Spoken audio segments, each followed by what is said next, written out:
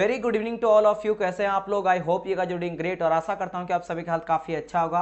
Welcome back once again to an very important and exciting another session of RRB JE 2024 को लेकर हम लोग यहाँ पे एक स्पेशल बैच चला रहे हैं, स्पेशल सीरीज चला रहे हैं, that is call your railway junior engineer last 20 year PYQ solution series.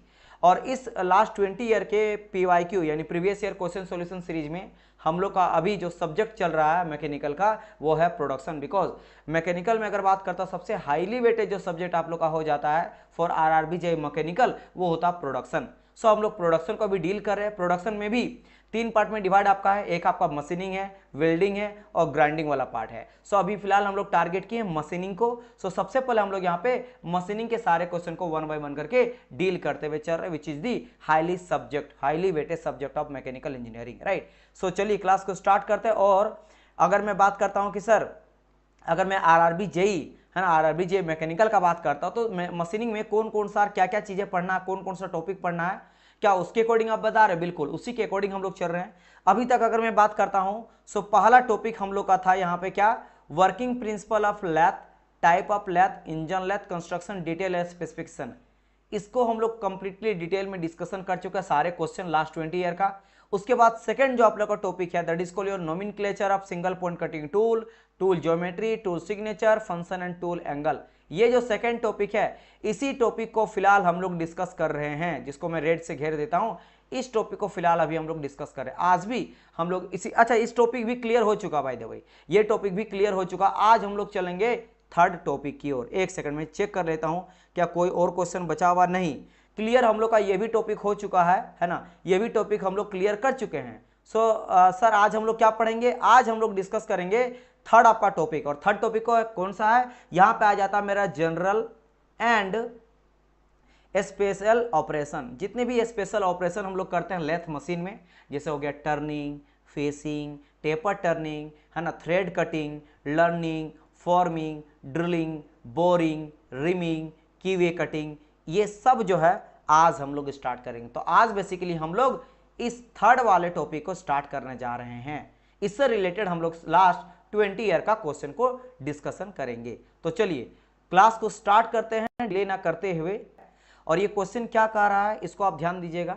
इसमें क्वेश्चन पूछा गया है in which of the following operation in a single point cutting tool head feed linearly to the end of the work piece. बताइए what will be the correct answer for this particular question. पहला ही question देख सकते हो, आपका ऐसा question पूछा है जहां पे आपको फिगर का रिक्वायरमेंट पड़ता है। विदाउट फिगर ये अगर अच्छे से आप डील नहीं करोगे, इसको नहीं पढ़े हो सब्जेक्ट को और इस टॉपिक को नहीं पढ़ो तो आप इसको लगा नहीं सकते। तो ट्राई करिए इसका आंसर क्या होना चाहिए, आपको क्या लग रहा है ना। आपको पता होना चाहिए कि टेपर टर्निंग क्या होता है ना, पार्टिंग ऑफ इसको कहा जाता है, पार्टिंग क्या होता है, फेसिंग ऑपरेशन हो जाता है, फेसिंग ऑपरेशन क्या होता है, बोरिंग ऑपरेशन क्या होता है। ये चारों अगर आपको पता रहेगा, चारों में जो टूल का जो मोशन होता है वो कैसे करते हैं ये अगर पता रहेगा तभी जाके इसका आप लोग आंसर कर सकते हो। देखो यहाँ पे विकास बोल रहे हैं कि सी फेसिंग होगा correct answer, but dear student मैं बता देता हूं कि यहाँ पे facing is not the correct answer. Facing यहाँ पे करेक्ट आंसर नहीं होगा। देखो क्वेश्चन फिर से पढ़ो। देखो मैं हमेशा बोलूंगा आप लोग को जल्दबाजी कोई चीज में नहीं करना। जैसे मैं बोलता हूँ ना फॉर्म भरने में जल्दबाजी मत करो, उसी तरह से आंसर देने में जल्दबाजी मत करो। अपना टाइम लो और करेक्ट आंसर करो।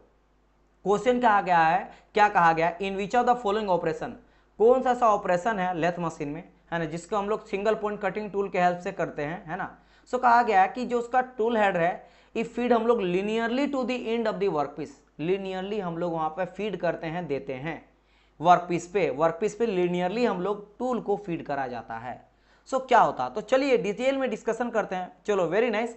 हर्ष यहाँ पे करेक्ट आंसर दिया गया हर्ष के द्वारा, boring is the correct answer. Boring जो हो जाएगा ये मेरा करेक्ट आंसर हो जाएगा। वैसे बोरिंग क्या होता है, सबसे पहले हम लोग ड्रिलिंग के हेल्प से हॉल क्रिएट करते हैं और जब मेरा हॉल क्रिएट हो जाता है उसी हॉल को और बड़ा करने के लिए हम लोग यहाँ पे यूज करते हैं किसका, बोरिंग का यूज किया जाता है। तो boring is the process of enlarging the hole that is already been drill. जो मेरा पहले से ड्रिल किया हुआ रहता उसी को हम लोग इनलार्ज करने के लिए बोरिंग टूल का हेल्प करता है और उस ऑपरेशन को हम लोग बोरिंग ऑपरेशन कहा जाता है। समझ गए, with the help of single point cutting tool. और जिसमें जो single point cutting tool head होता है वो हम लोग लिनियरली फीड करते हैं टू दी वर्कपीस। अब आप बोलेगे सर थोड़ा सा बता दीजिए ना, ये समझ नहीं आ रहा है, थोड़ा सा हम लोग एक्सप्लेन कर दिए by the help of figure. ज्यादा बेहतर तरीके समझ आएगा। तो this is your animation and photo. This is your single point cutting tool. आप देख सकते हो केवल एक ही पॉइंट है जो कटिंग यहाँ पे कर रहा है। यहाँ कोई ऐसा तो नहीं है कि ये cutting point, 2 cutting tool, 3 cutting tool, 4 5 6 7 cutting point है जैसे मिलिंग में होता है, बोचिंग में होता है ना, ग्राइंडिंग में होता है। यहाँ केवल एक ही आपको कटिंग टूल नजर आ रहा है। This is your single point cutting tool. इसमें काफी सारी चीज के बारे में आपको ध्यान देना है, जैसे शंख किसको कहते हैं, ये ऊपर वाले पार्ट को हम लोग शंख कहा जाता है ना, इसको क्या कहा जाता है, शंख कहा जाता है। यहीं अगर पूछा जाए कि बेस किसको कहते हैं, तो नीचे वाले पार्ट को हम लोग बेस कहा जाता है। This is your base. Face किसको कहा जाता है, जो ये फेस होता है कटिंग टूल का फेस, जो कटिंग करता है उसको हम लोग फेस कहते हैं, जो आपको दिखाई देता है। ठीक है, समझ गए। तो this is the face. Face के बाद अगर करा जाए कि दो तरह का यहाँ पे आपको देखने को मिलेगा एज, लेकिन फिलहाल ये जो आपको दिखाई दे रहा है देखो, इंड कटिंग एज, ये आपका क्या इंड कटिंग एज है, ये इंड कटिंग एज है। पहले इसको डिस्कस करो, फिर हम लोग एनिमेशन को डिस्कस करेंगे। बिल्कुल, हाँ। सो चलिए, जियो सर एनिमेशन, चलिए ओके डियर। सो बिल्कुल आप ही लोग के लिए सब बनाया गया है, अभी सब डिस्कस करूंगा। So this is your end cutting edge. देखो धीरे धीरे आप डीप तक समझोगे, जितना बताते जाएंगे उतना समझते जाओ। जैसे बढ़ते जाएगा क्लास, आप एंड ऑफ द क्लास में आप देखोगे बहुत सारी चीज आपको समझ में आ जाएगा। तो इंड कटिंग एज हो गया। फिर यहाँ पे कहा जाता है फ्लैंक किसको कहते हैं, जैसे एक होता फेस और एक होता फ्लैंक। तो फेस तो कहा गया टॉप वाले पोर्शन को, जैसे मैं अगर यहाँ पे बताऊं कि फेस किसको बोले, देखो मैं व्हाइट कलर से हैच कर दे रहा हूँ। सो इस वाले पार्ट को हम लोग फ्लैंक है ना, फेस कहे, तो ये तो फेस हो गया सर। फ्लैंक किसको कहेंगे, तो फ्लैंक देखो येलो से मैं दिखा देता हूं, इस वाले पार्ट को हम लोग क्या कहते हैं, इस वाले पार्ट को हम लोग फ्लैंक कहते हैं। अब ये भी फ्लैंक होता है और ये भी फ्लैंक होता है, ये दोनों पोर्शन फ्लैंक होता है। सो एक को हम लोग कहते हैं क्या है, एक को कहते हैं हम लोग माइनर फ्लैंक, एक को कहते हैं हम लोग मेजर फ्लैंक। इस वाले जो सेक्शन रहता है, इधर वाले को इधर कहा जाता है मेजर और इधर वाले को कहा रहा माइनर। तो फेस हो गया और फ्लैंक हो गया, फेस फ्लैंक हो गया, सैंक हो गया और बेस हो गया, ये सब तो पता चल गया। और आपका इंड कटिंग, क्योंकि बिल्कुल यहाँ पे इंड वाला कट कर रहा है ना, कटिंग एज का बिल्कुल इंड पोर्शन है, इसलिए इसको कहा जाता है इंड कटिंग एज। एज है और इंड का आ रहा कटिंग करने का बिल्कुल लास्ट में, that's why end cutting edge. चलिए इतना समझ गए। अब बाकी आ जाए हील का और नोज का।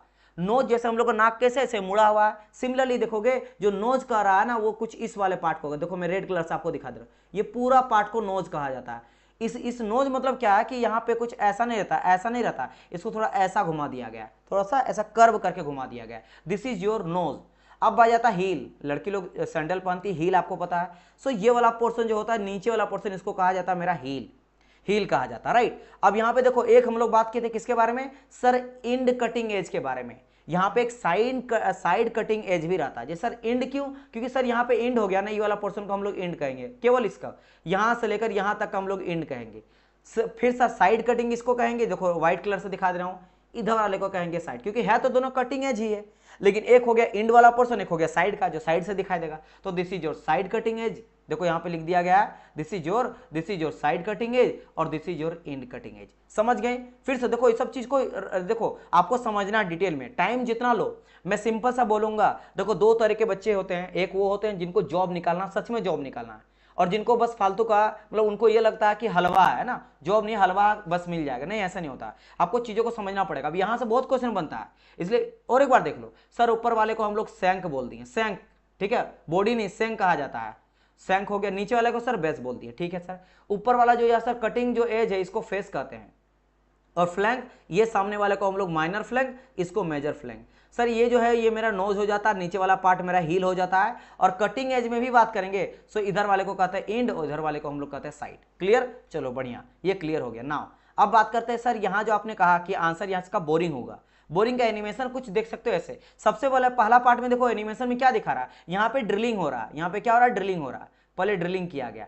चलो ड्रिलिंग करिए, देखो ड्रिलिंग के थ्रू से देख रहे हो चिप यहाँ निकल रहा है, ये सभी चिप निकल रहा है, ये सारा का सारा व्हाइट कलर का चिप निकल रहा है, ठीक है, चिप निकल रहा है। जब मेरा चिप देखो ड्रिल हो गया, अब ड्रिल को मुझे बड़ा करना है। सो ड्रिल को बड़ा करने के लिए हम लोग करते हैं बोरिंग टूल का यूज। सो यहाँ जो सेकंड वाला फिगर है, यहाँ पे हो रहा है मेरा बोरिंग, और यहाँ पे लगने वाला टूल जो है वो बोरिंग टूल है। बोरिंग टूल जो है ना, ये क्या कर रहा है, बोरिंग कर रहा है और उस पीस को और हॉल को और बड़ा कर रहा है। तो दिस इज योर बोरिंग हो गया। अब क्वेश्चन को समझते हैं, इतना जब समझ गए तो क्वेश्चन की बारी आ जाता। क्वेश्चन क्या कहा गया था, क्वेश्चन कहा गया था operation of single point cutting tool feed linearly to the end of the workpiece. Workpiece के लीनियर जा रहा है, तो देखेंगे भला क्या सच में हो रहा। सो ये रहा मेरा टूल और बिल्कुल लीनियरली जा रहा है, एकदम लीनियर जा रहा है उसके, ठीक है। तो बिल्कुल सर बिल्कुल करेक्ट है यहाँ पे। इसका देखो कई सारा और भी यहाँ पे एंगल दिखाया गया है, जैसे कि साइड रेक एंगल किसको कहा जाता है, देख लो ये हो जाता है मेरा साइड रेक एंगल, जो पहला वाला फिगर दिख रहे हो ये हो गया मेरा side rake angle, side rake angle. और उसी में इधर जो दिखता है ये हो जाता है रिलीफ वाला पार्ट, तो इसको कहते हैं साइड रिलीफ एंगल। तो दो एंगल यहाँ पे हो गए, साइड रेक एंगल,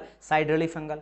अब आ जाते हैं इस वाला पोर्शन में, यहां आपको कटिंग वाला दिखेगा, तो ये हो जाएगा आपका क्या, end cutting edge angle. End वाला पार्ट है ना, देखो यहाँ पे इंड कटिंग एज था इसलिए इधर बनेगा इंड कटिंग एज एंगल। और इधर क्या था, साइड कटिंग एज एंगल, तो इधर बनेगा साइड कटिंग एज एंगल। इस साइड कटिंग एज था तो बन गया साइड कटिंग एज एंगल, इधर इंड कटिंग एज था तो बन गया मेरा इंड कटिंग एज एंगल। तो दो यहाँ 3 और 4 एंगल बन गया। और ये समझ गए रेक का बात, क्योंकि याद है ऊपर तरफ मेरा रेक रहता, जहां टूल रहता था, इधर रिलीफ, तो इसीलिए रेक एंगल और रिलीफ एंगल हो गया। क्योंकि साइड साइड का बात कर रहा है तो साइड रेक साइड रिलीफ, तो 4 एंगल हो गया। और बात कर लेते हैं, अब यहां पे आ जाता है मेरा क्या, अगर बात करेंगे sir in cutting edge angle side relief angle, तो साइड रिलीफ एंगल कुछ यहां पे मेरा बन जाता है side relief angle.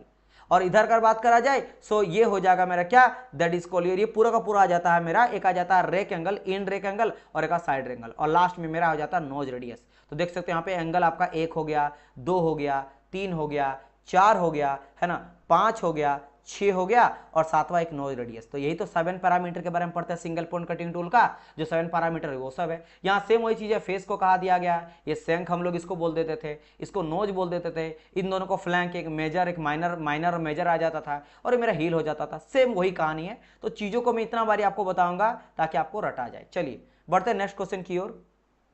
Next question एक मेरा न्यूमेरिकल टाइप से है, इस क्वेश्चन का ट्राई करिएगा आंसर देने का, क्या हो जाएगा क्वेश्चन का आंसर। चलिए ट्राई करिए, मैं आपको फॉर्मूला ही बताऊंगा, है ना। चलो देखो क्या कहा गया कि मेरा स्टील का शाफ्ट है जिसका डायमीटर दिया गया 25 mm का, एंड ये मेरा टर्न किया जा रहा है at an cutting speed of इतना। तो एक मेरा 25 mm डायमीटर का कोई इस तरह का शाफ्ट है ना, कोई इस तरह का मेरा शाफ्ट है जिसका डायमीटर कितना दिया है, डायमीटर जो दिया है वो मेरा दिया है 25 mm का, है ना। एंड कटिंग स्पीड का बात करा गया, स्पीड कितना दिया है, कटिंग स्पीड आपको दिया गया 50 मीटर पर मिनट। ये तो हम लोग को पता ही है कि दिस इज योर, ये हम लोग लेके ही चलते कि सर ये नॉर्मली जो होता है वो मेरा होता ही है, that is called your N का वैल्यू हम लोग लेके चलते हैं, ठीक है। नहीं एन नहीं लेंगे, ये आरपीएम स्पीड हो जाता है ना, उस स्पीड हो जाएगा। ये कटिंग स्पीड जो है यहाँ पे हम लोग लेके चलेंगे v इक्वल टू पेन,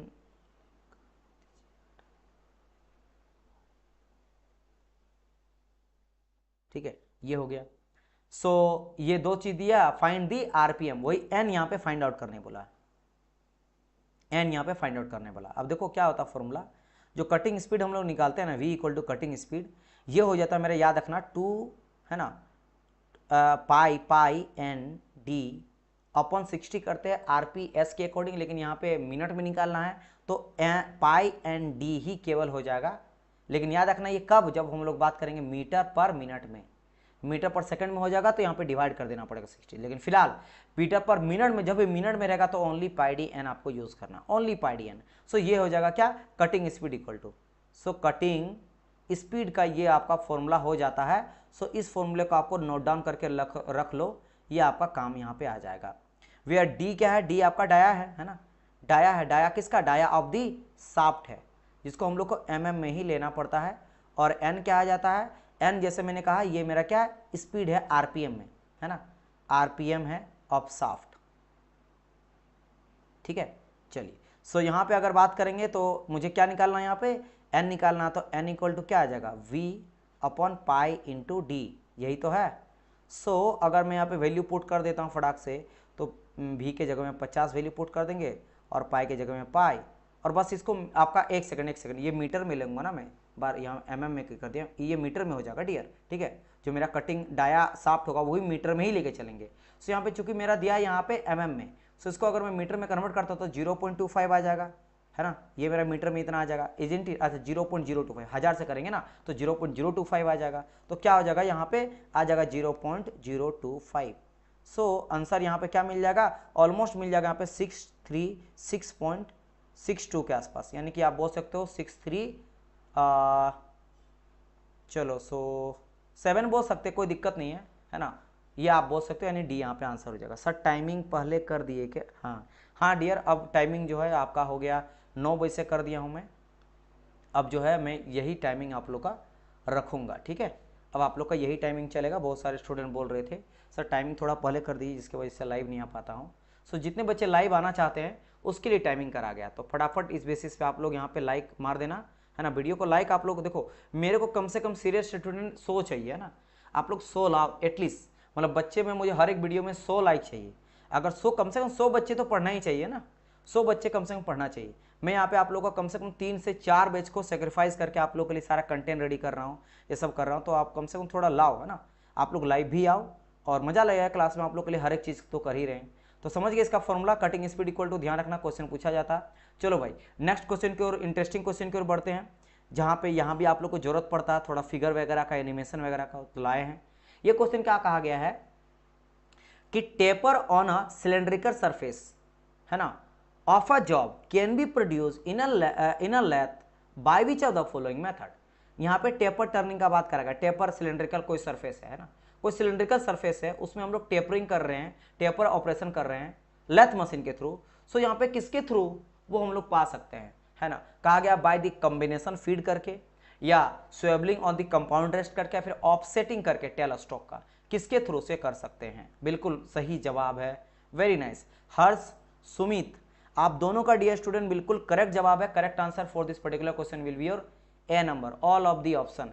ये आप करोगे तब जाकर टेपरिंग मिलेगा। आप बोलेंगे सर थोड़ा सा हम लोग को तो समझ नहीं है, बाकी को थोड़ा सा समझा दीजिए ना फिगर के हेल्प से। तो बिल्कुल फिगर एनिमेशन जितना जरूरत है ना, सबके थ्रू से आप यहाँ पे समझो कि किस तरह से आप लोग का टेपर टर्निंग होता है। मैं अच्छे से बता देता हूँ, इसके बाद आप लोग को समझने की जरूरत नहीं पड़ेगा ना। एक बार अगर आप देख लोगे तो अब कभी भी क्वेश्चन भी आएगा ना, तो यहाँ से देखना 8-7 क्वेश्चन बनता है, टेपर से बहुत क्वेश्चन बनता है। अभी देखना आगे चलकर कितना क्वेश्चन बनता है। सो इसको अच्छे से समझो, यहाँ पे अच्छे से समझो। विकास बिल्कुल आपका भी करेक्ट है। देखो होता क्या है, टेपर टर्निंग जब हम लोग करते हैं तो यहाँ पे क्या कहा गया था कि टेपरिंग हम लोग करना, सिलेंड्रिकल कोई ऑब्जेक्ट था। देखो यहाँ पे सिलेंड्रिकल कोई ऑब्जेक्ट है, ये मेरा सिलेंड्रिकल है, नहीं सिलेंड्रिकल इस तरह का मेरा ऑब्जेक्ट है।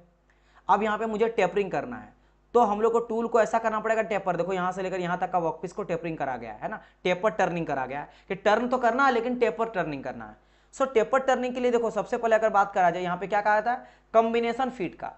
कॉम्बिनेशन फीड क्या करना पड़ता है सर, है ना। सो यहाँ पे अगर आप ध्यान दोगे, सो ये मेरा होता है कॉम्बिनेशन, एक रेस्ट होता है, एक कॉम्बिनेशन इक्विपमेंट होता है जिसमें बहुत सारा चीज़ों को हम लोग साथ में लेके चलते हैं। इसमें टूल आपका रहता है ना। अगर बात करा जाए यहाँ पे टेपर एंगल प्रोवाइड करते हैं, यहाँ पे हैंड व्हील रहता है, यहाँ पे कंपाउंड रेस्ट रहता है, उन सबका कॉम्बिनेशन रहता है। That's why it's called a combination feed या कॉम्बिनेशन रेस्ट। तो बाय कॉम्बिनेशन फीड और कॉम्बिनेशन कंपाउंड रेस्ट के हेल्प से हम लोग, आपका बात करा स्वेबल, जैसे वो कितना स्विंग करता है ना, उसका अगर बात करा जाए तो देखोगे आप यहाँ पे, देखो यहाँ पे स्वेबल है ना, तो ऑब्वियसली बात है ये पूरा स्ट्रेट तो जा नहीं रहा, इसको एक एंगल में प्रोवाइड करते हैं। टूल देखो ना, टूल कैसा मेरा जा रहा है, टूल कुछ एनिमेशन में देख रहे हो कुछ एक एंगल में जा रहा है। एक क्या करें हम लोग, एंगल में इसको प्रोवाइड कर रहे हैं। देखो ना ये स्ट्रेट तो बिल्कुल नहीं जा रहा है, ऐसे ऐसे हम लोग टूल को तो नहीं जा रहा है, कुछ मेरा ऐसे ऐसा टूल जा रहा है, इस डायरेक्शन में जा रहा है। तो ये बात भी सही है, ये भी बात। अब बात करें offsetting of the tail stroke, क्या सर टेल स्ट्रोक का ऑफसेटिंग करना पड़ता है और उसका मतलब क्या है।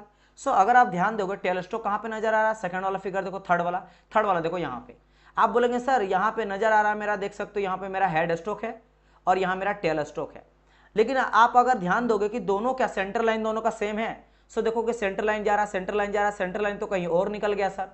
और सर अगर बात करेंगे टेल स्ट्रोक का सेंटर लाइन, तो टेल स्ट्रोक का सेंटर लाइन ये रहा सर, ये जा रहा है मेरा, ये जा रहा है, इधर जा रहा है सर, ये सेंटर लाइन तो बिगड़ गया। बिल्कुल सही जवाब है। तो टेल स्ट्रोक को हम लोग ऑफसेट कर देते हैं, उसके सेंटर लाइन से, उसके सेंटर ऑफ द एक्सिस से उसको थोड़ा नीचे ले आते हैं, माना हटा देते हैं, तब जाके हम लोग यहाँ पे क्या कर पाते हैं, हम लोग यहाँ पे टेपरिंग कर पाते हैं। तो अगर आपको टेपरिंग करना है तो ये सब आपको करना पड़ेगा, टेल स्ट्रोक को ऑफसेट करना पड़ेगा, तब जाके यहाँ पे होगा, है ना। टेल स्ट्रोक को ऑफसेट करना बिल्कुल सही बात है। यहाँ पे हम लोग को टेल स्ट्रोक को ऑफसेट करने के लिए भी यहाँ पे टेल स्ट्रोक को एक हाइट होता है, उस हाइट को निकालने का भी एक फॉर्मूला होता है, एच इक्वल निकालते हैं L upon D minus D और 2 इंटू एल, इससे निकालते हैं। और ये सब क्या हो जाता है, ये हम लोग निकालते हैं कि एल हो जाता है मेरा ये length of the taper, L जो हो जाता है ये यहाँ से लेकर यहाँ तक का, हेड स्ट्रोक से लेकर टेल स्ट्रोक के बीच का मैक्सिमम आपका डिस्टेंस ले लेते हैं। और डी जो हो जाता है ये इधर वाला का डायमीटर लेते हैं, कैपिटल आपका डाया और स्मॉल डाया ले लेते हैं, तब जाके आपको हाइट मिलता है कि ऑफसेटिंग का हाइट कितना देना है। और एंगल भी हम लोग एक प्रोवाइड करते हैं, वो भी होता है 8 डिग्री, राइट। सो ये सभी चीज यहाँ पे देखने को मुझे मिलता है। सो दैट्स वाई यहाँ पे आंसर क्या हो जाएगा कि हम लोग कॉम्बिनेशन फीड का भी यूज़ करते हैं, हम लोग यहाँ पे कंपाउंड रेस्ट का भी यूज़ करते हैं, उसमें हम लोग एंगल भी प्रोवाइड करते हैं, और हम लोग टेल स्ट्रोक को एक एंगल से क्या करते हैं, हटा के यहाँ पे प्रोड्यूस करा जाता है। क्लियर माय पॉइंट और नॉट? तो इन सभी बातों का ध्यान रखना। अब बस खाली फिगर को ध्यान रखोगे, यू विल गेट एवरीथिंग आपको अच्छा, इसके अलावा टूल का अगर कहा जाता है, टूल का मूवमेंट, तो आप देखोगे आपका अगर रोटेटिंग पार्ट है, ये मेरा टूल इस तरह से रोटेट कर रहा है, वर्कपीस रोटेट कर रहा है, और टूल को हम लोग ऐसे प्रोवाइड करते हैं, ऐसे, मतलब आपका वर्कपीस कुछ ऐसा है और टूल हम लोग प्रोवाइड कर ऐसे, मतलब परपेंडिकुलर हम लोग देते हैं, पैरेलल नहीं देते हैं, पैरेलल हम लोग प्रोवाइड नहीं करते हैं। वर्कपीस कुछ ऐसा रहा तो टूल हम लोग ऐसे प्रोवाइड करते हैं। ये भी ध्यान रखना, क्वेश्चन आपका आएगा, आगे चलकर आपको देखने को मिलेगा। चलिए तो आगे बढ़े, आगे बढ़ते हैं नेक्स्ट क्वेश्चन की ओर। नेक्स्ट क्वेश्चन देखो क्या कहा गया, the operation of smoothing and squaring the surface around the hall. मान लेते हैं कुछ कैसा, मेरा इस जगह से कुछ ऐसा हम लोग हॉल बनाए एक वर्कपीस में, है ना।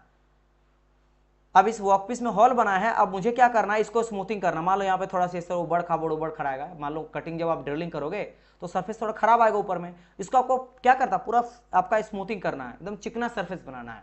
और साथ साथ होता है यहाँ पे स्क्वेयरिंग, थोड़ा इस तरह से स्क्वेयरिंग आप बना दो, इस तरह एरिया है ना, स्क्वेयरिंग करना है।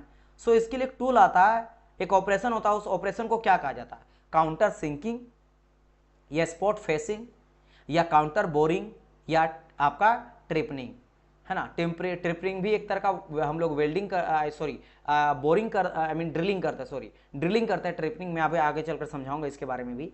सो फिलहाल इसका आंसर बता दो कि क्या हो जाएगा इसका आंसर, एनीवन। चलो यहाँ पे आंसर आ रहा है डी बोल रहे हैं ना, डी बोल रहे हैं आप, पक्का डी बोल रहे हैं आप लोग।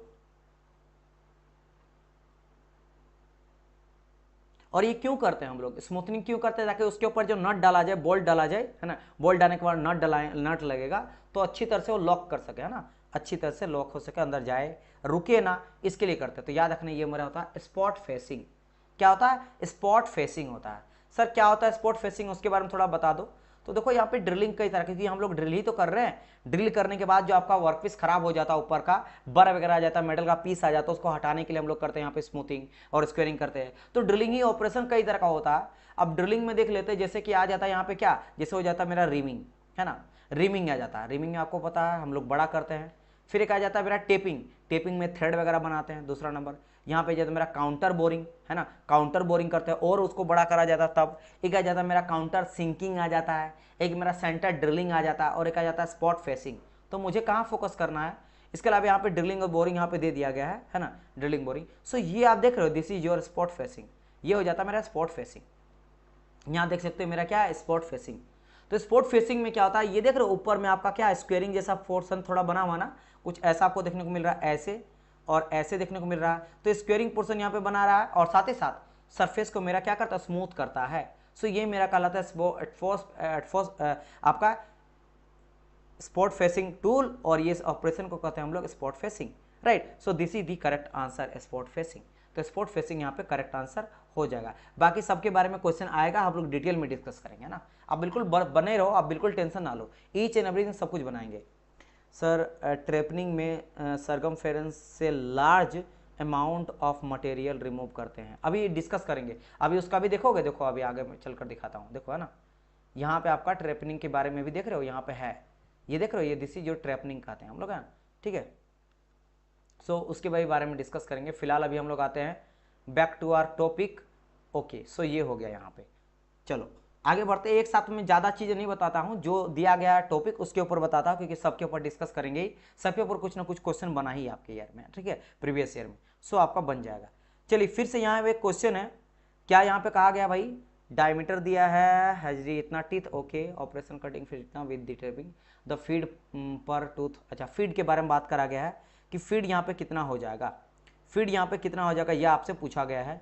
सो एनीवन, अब देखो चलिए इसको मैं आराम से आपको समझाता हूँ, थोड़ा टाइम लो, जहाँ पे जरूरत पड़ेगा आप नोट डाउन कर लेना अपने आपके पेन में, है ना, पेन कॉपी से लेकर नोटबुक में। सो यहाँ पे सबसे पहले क्या होता है कि गिवन लिख लो, क्या क्या दिया पहले वो हम लोग लिख लेते हैं अच्छे से, फिर डिस्कस करते। कहा गया ना कि 125 mm डायमीटर का एक कटर है जिसका 10 आपका टीथ है। सो डाया कितना दिया गया है सर, 125 mm, बढ़िया है सर। टीथ जो है वो कितना है मेरा, 10 है, ठीक है। सो यहाँ पे कहा गया है, इसका आगे the it operate at a cutting speed of 40 meter per minute, ठीक है भाई। यहाँ पे आपको दे दिया गया फीड पर मिनट, फीड जो दिया है, फीड दिया है वो पर मिनट के बेसिस पे दिया है ना। सो ये मेरा, अच्छा यहाँ पे with the table transfers of इतना mm पर मिनट, mm पर मिनट, यानी ये फीड पर मिनट है। तो फीड पर मिनट पहले लिख लेते हैं। सो 100 mm पर मिनट ये फीड है। और कटिंग स्पीड का अगर बात करा जाए, कटिंग स्पीड जिसको हम लोग v से नॉर्मली दिखाते हैं, सो ये कितना दिया है, ये दिया आपको 40 मीटर पर मिनट। इतना सारा चीज दिया है सर, है ना, इतना सारा चीज दिया है। क्लियर। चलिए, सो अब यहाँ पे क्या करेंगे हम लोग, एक चीज मैं आपको बताता हूँ। जो फीड पर टूथ निकालेंगे तो देखो यहाँ पे mm में सारा आंसर लाना है ना, mm में सारा आंसर लाना, तो क्यों नहीं इसको भी हम लोग mm में कन्वर्ट कर देंगे। सो अगर मैं mm में कन्वर्ट करूंगा तो 1000 से मल्टीप्लाई कर देता हूँ। सो क्या यहाँ पे आ जाता है, आ जाता है यहाँ पे 14 इंटू 1000, है ना। अब यह बन गया मेरा क्या, mm पर मिनट। समझ गए क्यों, क्योंकि mm में आंसर लाना ना, इसलिए इसको भी मैं mm में कन्वर्ट कर लिया। सो v मुझे अब mm में मुझे मिल गया। क्लियर। अच्छा सर v का फॉर्मूला क्या होता है, अभी हम लोग डिस्कस किए ना सर, क्या था मेरा सर v का फॉर्मूला जो था वो अभी हम लोग बात किए थे sir, v equal to pi N D. ठीक है। सो अगर मैं यहाँ पे बोलूं इस जगह पे, सिर्फ अगर मैं यहाँ पे बोलूं सर, अगर बोलता हूं कि v equal to pi D N, है ना, ये मैं अगर लिख दूं, सो ये भी आप लोग का क्या होगा, अभी आप लोग का काम आने वाला है। इसको क्या करेंगे, अभी हम लोग यूज करने वाले हैं। सो इसको हम लोग ऐसे अभी लिख देते हैं, क्योंकि ये हो सकता है कि आपके यूज में आए, है ना। समझ गए मेरी बात की नहीं। तो चलो इसको हम लोग कन्वर्ट कर लेते हैं कि सर अगर बात करता हूँ वी का, तो वी तो दिया गया है 14 इंटू 1000 इज इक्वल टू पाई कर देता हूँ, इंटू डाया का अगर बात करते हैं, सो डाया mm में ही मुझे चाहिए। सो डाया में mm में ही का आपका है, तो 125 mm इंटू एन, तो यहाँ से n है। सो यहाँ से आप n आराम से निकाल सकते हो, n आपका निकाल सकते हो। चलो n निकाल ही लेते हैं, चलो n निकाल ही लेते हैं, बाद में निकालना तो पहले निकाल लेते हैं। सो n इक्वल टू क्या आ जाएगा, 14 into 1000 and divide by pi into 125। चलो अब इसको क्या कर लेता हूँ, थोड़ा सा ऐसे करके रहने देता हूँ, इसका वैल्यू चाहता आप निकाल सकते हो, इसको मैं ऐसे रहने देता हूँ। अब आता है सर फीड पर मिनट, फीड पर मिनट। तो फीड पर मिनट अगर मैं बात करता हूँ तो ये क्या हो जाता है, तो मैं यहाँ पे आपको यहाँ बता दे रहा हूँ यहाँ पे कि फीड पर मिनट इक्वल टू हो जाता है फीड अपॉन टीथ, यानी फीड पर टीथ, है ना, टीथ, एक सेकेंड, टीथ, है ना, इंटू टी इंटू एन। तो दिस इज द फॉर्मूला, ये आपको याद रखना है ना। सो अगर मैं फीड पर टीथ निकालना चाहता हूँ, क्योंकि फीड पर टीथ निकालना है, सो मैं यहाँ पे क्या करूँगा, तो आ जाएगा सर मेरा फीड पर टीथ इक्वल टू, सर अगर मैं बात कर लेता हूँ, सो ये मेरा नीचे चल जाएगा, यानी कि ये आ जाएगा मेरे यहाँ पे फीड पर मिनट एंड डिवाइड में नीचे आ जाएगा क्या मेरा टी इंटू एन। यही तो हुआ, बस दैट्स इट, खेल खत्म। सो यहाँ पे मैं क्या करूँगा, आ जाएगा मेरा फीड पर मिनट आपका 100 दिया गया है, 100 आपका हो गया यहाँ पे, राइट। फिर अगर मैं बात कर लेता हूँ, सो इंटू कर देंगे यहाँ पे हम लोग क्या, एन का वैल्यू, तो एन के जगह में देख सकते हो यहाँ पे पाई ऊपर आ जाएगा, 125 भी ऊपर आ जाएगा, और नीचे आ जाएगा मेरा क्या 14 इंटू 1000। ठीक है। और अगर मैं यहाँ पे बात कर लेता हूँ टी का, तो टी आपका 10 दिया गया था, तो 10 यहाँ पे वैल्यू पुट कर दूंगा, दैट्स इसको सोल्यूशन करूँगा तो मुझे मिल रहा है 0.2805 mm। So this will be your answer. तो फीड पर टीथ जो निकल गया मुझे, फीड पर टीथ जो मुझे निकला वो निकल गया मेरा इतना। ठीक है। सो यहाँ पे जो करेक्ट आंसर मेरे को मिल रहा है वो क्या आ रहा है मेरा सी नंबर, सी नंबर। सो यहाँ पे देखो सी आंसर हाथ से तो हो गया। सो सर यहाँ पे मुझे फिर से नया फॉर्मूला पता चला, क्या फीड पर मिनट इक्वल टू क्या आ जाता है, ये एक न्यू फॉर्मूला। तो this is your new formula, तो इसको भी आप लोग ऐड कर लो, क्योंकि इससे पहले हम लोग ये तो निकाल चुके कटिंग स्पीड इक्वल टू, है ना, कटिंग स्पीड इक्वल टू मैं आपको पहले बता चुका था। तो ये मेरा पहले का था एक फॉर्मूला, अभी और एक मुझे पता चला, 2 फॉर्मूला का पता चल गया। ठीक है। तो देखो हर एक, जब मैं टॉपिक स्टार्ट करूंगा नया आप लोग का, जैसे अभी मशीनिंग चल रहा है, सो हर एक आपके टॉपिक में आपको मैं फॉर्मूला बताते हुए चलूंगा कि क्या यूज कर रहे हैं, कैसे करना है। सो उन सबको नोट डाउन कर लेना है। आप इतने अगर करोगे, सो क्योंकि मोस्ट ऑफ द केस में देखो ना बार बार यही सब घूम के आता है, सो आपका ऑटोमेटिकली सारा चीज न्यूमेरिकल से रिलेटेड भी चीजें फॉर्मूला आपका क्लियर होते जाएगा ना। सो ये चीज का ध्यान आप लोग को रखना है। चलिए नेक्स्ट बढ़ जाते हैं, इसका आंसर तो आप लोग को मिल ही गया। ओके, नेक्स्ट क्वेश्चन फिर से फिगर वाला आ जाता है यहाँ पे, जहाँ पे आपको समझाऊंगा with the help of figure. बिल्कुल सुमित आपका बिल्कुल करेक्ट है। इसमें क्या कहा गया है, in which of the following operation of lathe machine is the tool not feed in the straight path. आ गया ना खेल। मैंने कहा था ना कि टूल जो होता है वो वर्कपीस के किधर देते हैं, पैरेलल देते हैं, परपेंडिकुलर देते हैं, स्ट्रेट देते हैं। आगे एक क्वेश्चन, वही क्वेश्चन पूछा गया कि बता in which of the following operation of lathe machine, lathe machine का कौन सा ऑपरेशन है जहां पे टूल जो होता है not fit in the straight path, एक में नहीं करते बाकी सब में स्ट्रेट हम लोग यहाँ पे करते हैं, एक में नहीं करते बाकी सब में स्ट्रेट करते हैं। तो कौन सा ऐसा है लेथ ऑपरेशन जहां पे हम लोग स्ट्रेट पाथ में टूल को फीड नहीं करते, स्ट्रेटली सीधा नहीं देते हैं, बस सीधा का बात करा गया है। अब सीधा में किधरों भी हो सकता है, ये सीधा सीधा जा रहा है, ऐसे सीधा सीधा जा रहा है, सीधा सीधा नहीं करना है, ये भी आपका सीधा हो सकता है, मतलब कि कुछ उल्टा पुल्टा जाएगा, कुछ ऐसे जाएगा है ना, कुछ ऐसे ऐसे देंगे, कुछ भी है लेकिन सीधा नहीं होना चाहिए। सीधा तो आप समझ हो ना, ये भी अगर कोई ऐसे जा रहा है ये भी तो सीधा बोलेंगे, बिल्कुल एकदम सीधा सीधा जा रहा सर है, लेकिन सीधे है, इधर भी सीधा हो जाएगा, इधर भी सीधा हो जाएगा, इधर भी सीधा हो जाएगा। मान लो ऐसे वर्कपीस रहेगा, अगर मान लो ये मेरा वर्कपीस है और टूल हम लोग प्रोवाइड करें इधर से तो सीधा है, भी स्ट्रेट है। अगर वर्कपीस ऐसे है और टूल प्रोवाइड करें इधर से तब भी सीधा है। अगर मान लो हम लोग इस तरह से कर रहे हैं और ऐसा कुछ हम लोग कटिंग कर रहे हैं, कुछ कैसा कर रहे हैं, ऐसा कटिंग कर रहे हैं, तो टूल को हम लोग धीरे धीरे ऐसे करके दे जाएंगे, इधर इस तरह से टूल को देंगे तो ये भी तो सीधे हुआ। सो सीधा यहाँ पे किसमें हम लोग नहीं देते हैं, स्ट्रेट पाथ पे किसमें हम लोग टूल को प्रोवाइड नहीं करते, वो है। सो क्या इसी एनीवन सर रिपीटेड न्यूमेरिकल रहता है क्या, हाँ कई बार पूछा। देखो ना आप, देखो कॉन्सेप्ट कहीं ना कहीं तो यूज हुआ ही, आपका स्पीड, इस कटिंग स्पीड कैसे वाली भी आया था, यहाँ भी आ गया, क्योंकि ये अगर जिसको पता नहीं रहेगा वो यहाँ तक पहुंचेगा ही नहीं, है ना, इस तरह का मतलब कॉन्सेप्ट यूज होता ही है। चलो सो क्या यहाँ पे आंसर आ रहा, डी आ रहा, डी नहीं होगा डियर, टेपर टर्निंग में नहीं करते। देखो आप यहाँ पे क्यों कंफ्यूज हुए सुमित, मैं आपको बता रहा हूँ, पहले फिगर देखो टेपर टर्निंग में क्यों है, क्योंकि सर आपको टेपर टर्निंग में जस्ट मैंने कहा था, अभी बताया था ना, अभी टेपर टर्निंग का देखो आया ना सर, टेपर टर्निंग में टूल ऐसा रहता है और ऐसा हम लोग प्रोवाइड करते हैं, ऐसा हम लोग चाहिए वर्कपीस, फाइनल वर्कपीस, क्योंकि टेपरिंग मुझे फाइनल वर्कपीस कैसा चाहिए, कुछ ऐसा मुझे वर्कपीस चाहिए, है ना, ऐसा कुछ फाइनल वर्कपीस चाहिए, तो टूल सर हम लोग प्रोवाइड करेंगे कुछ ऐसे डायरेक्शन पे, लेकिन है तो सीधा ही कर रहे हैं, सीधा स्ट्रेट ही तो जा रहा है, भले एक इंक्लाइन एंगल पे जा रहा है लेकिन है तो स्ट्रेट ही। एंगल पे कोई चीज को अगर स्लाइड कर रहा है लेकिन वो तो सीधा ही हुआ ना। अगर बच्चे इस तरह करके कोई अगर आ रहा है ऐसे करके यहाँ से चलते हुए आ रहा सीधा, लेकिन है तो सीधे जा रहा है, तो उसको कैसे हम लोग बोल देंगे कि सर वो मेरा जो है सीधा नहीं है ना। तो टेपर टर्निंग भी तो आपका स्ट्रेट ही हो जाता है। अब देखो फेसिंग का बात कर लो, जैसे यहाँ पे क्या क्या ऑप्शन दिया पहले वो देखते हैं। सर फॉर्म टर्निंग का बात करते हैं, फॉर्म टर्निंग कहाँ नजर आ रहा है सर, फॉर्म टर्निंग, सो ये रहा मेरा फॉर्म टर्निंग, है ना, फॉर्म टर्निंग यहाँ पे देख रहे हो, ठीक है सर। फॉर्म टर्निंग में देखो फीड कैसे हम लोग टूल को दे रहे हैं, इस तरह से दे रहे हैं, राइट, ऐसे जा रहा है, तो ये भी तो सीधे जा रहा है, एकदम सीधा जा रहा है। बाकी जैसे भी कटिंग करना उससे मैटर नहीं है, टूल का सेफ है, टूल का सेफ के बारे में नहीं बात करा, टूल को फीड हम लोग कैसे करें, तो ये तो सीधा जा रहा है सर, सीधा जा रहा तो सीधा हो गया स्ट्रेट। अच्छा फिर क्या कहा गया यहाँ पे, फेसिंग के बारे में, फेसिंग देख लेते हैं। फेसिंग कहाँ पे है सर, फेसिंग है, फेसिंग देख सकते हो, फेसिंग में कैसे करते हैं, टूल को हम लोग ये भी सीधा ही देते हैं, ये एंगल इस तरह प्रोवाइड करते हैं, लेकिन आपका टूल ऐसे रहता है। जैसे अगर फेसिंग का एनिमेशन दिखाओ ना, फेसिंग का एनिमेशन है, एक सेकंड ना, देखो ये फेसिंग किया जा रहा है, ये फेसिंग हो रहा है, देखो टूल को थोड़ा एंगल में रखें, लेकिन जहां आ गया ना इसके बाद देखो हम लोग बिल्कुल ही क्या कर रहे हैं, सीधा ही प्रोवाइड कर रहे हैं। मैं आपको समझाता हूं पेन के हेल्प से, देखो बिल्कुल सीधा ही आ रहा है, एकदम सीधा स्ट्रेट, एकदम स्ट्रेट आ रहा है, धीरे धीरे क्या कर रहा है आपका, उसको फेसिंग कर रहा है ना, फेसिंग कर रहा है, राइट। सो फेसिंग में भी आपका बिल्कुल स्ट्रेट आ रहा, सीधा आ रहा है ना, बस हाँ टूल को हम लोग थोड़ा एंगल में रखें, लेकिन टूल का बात नहीं कर रहा, हम लोग कैसे प्रोवाइड कर रहे हैं वो सीधा कर रहे हैं, ठीक है। अच्छा सो ये भी सर सही है, इसका मतलब फेसिंग भी ठीक है। अब बात कर टेपर टर्निंग, तो टेपर टर्निंग में तो बता ही दिया, देखो यहाँ पे टेपर टर्निंग कहाँ पे, ये रहा टेपर टर्निंग, अब भी देखो स्ट्रेट ही जा रहा है, यानी ऐसे हम लोग फीड कर रहे हैं ना, इस तरह से टूल को फीड कर रहे हैं, लेकिन है तो स्ट्रेट ही आ रहा। नाउ अगर बात करते हैं यहाँ पे काउंटर टर्निंग का, है ना, काउंटर टर्निंग का, तो एक काउंटर में टर्न होता है, इसलिए काउंटर नाम ही है। सो काउंटर टर्निंग अगर आप देखोगे, सो काउंटर टर्निंग आपको कहाँ नजर आ रहा है, काउंटर टर्निंग आप देख सकते हो, ये रहा आपका काउंटर टर्निंग।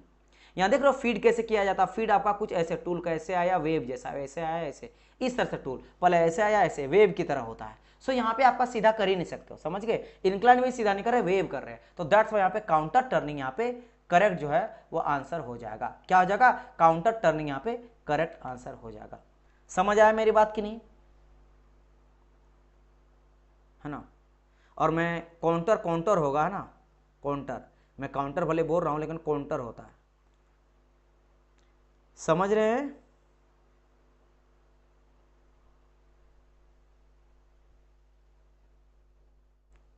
ये बेसिकली काउंटर मतलब ही होता है कि एक कर्व में या फिर इनरेगुलर आपका फिगर उसको कहा जाता है, ठीक है।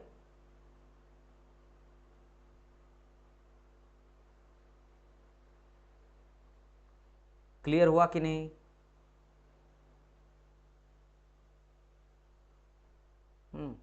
सो जो उसका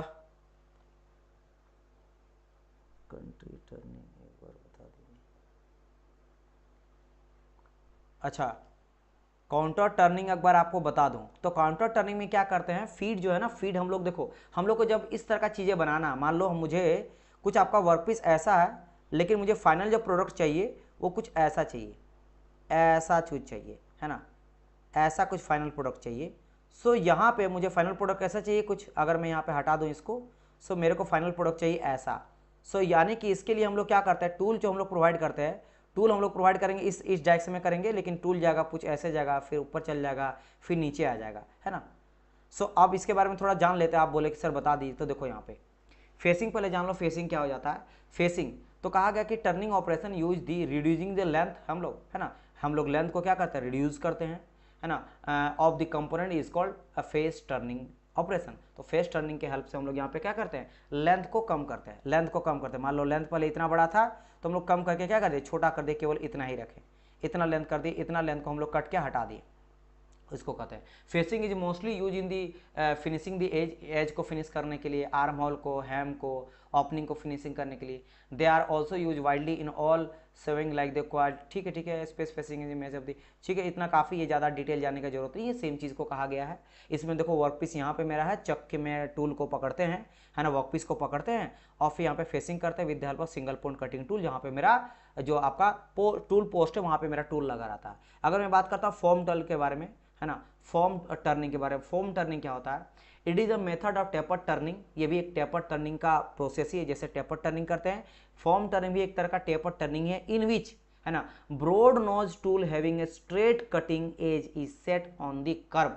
यानी यहाँ पे क्या होता है कि स्ट्रेट में हम लोग यहाँ पे कट करते हुए जाते हैं ना, वही कहा गया है, in which a broad nose tool having a straight cutting edge is set on the work at half taper angle and is it feed straight into the work to generate the tapering surface। तो हम लोग क्या करते हैं, जो tool provide करते हैं वो इस तरह से क्या करते हैं, एक स्ट्रेट मतलब कि देख लो, टूल का अगर फॉर्म टूल कहा गया है ना, तो टूल को भी एक हम लोग क्या किए, एक एंगल में प्रोवाइड किए हैं। ये वाला पार्ट देखना, ये वाला पार्ट देखना, है ना, ऐसा नहीं है, एक एंगल पे हम लोग यहाँ पे प्रोवाइड किए हैं। सो वही कहा गया है, जो हम लोग टूल को कट करके कटिंग करते हैं, स्ट्रेट कटिंग रहता है ना, एक हाफ टेपर में कटिंग है, हाफ एंगल में कटिंग रहता है मेरा टूल, और फिर वो मेरा जैसा उसके बाद कहानी सेम आ जाता है, जैसा टेपर टर्निंग में करते हैं, आप आराम से इस तरह से टेपरिंग जो है वर्कपीस बना सकते हो। सेम कहानी उसके बाद है, यहाँ पे ये मेरा रोटेट करते रहता है और इसको हम लोग इस डायरेक्शन में फीड करते हैं, है ना, इस डायरेक्शन में फीड करते हुए मेरा रोटेट करते हुए रहता है।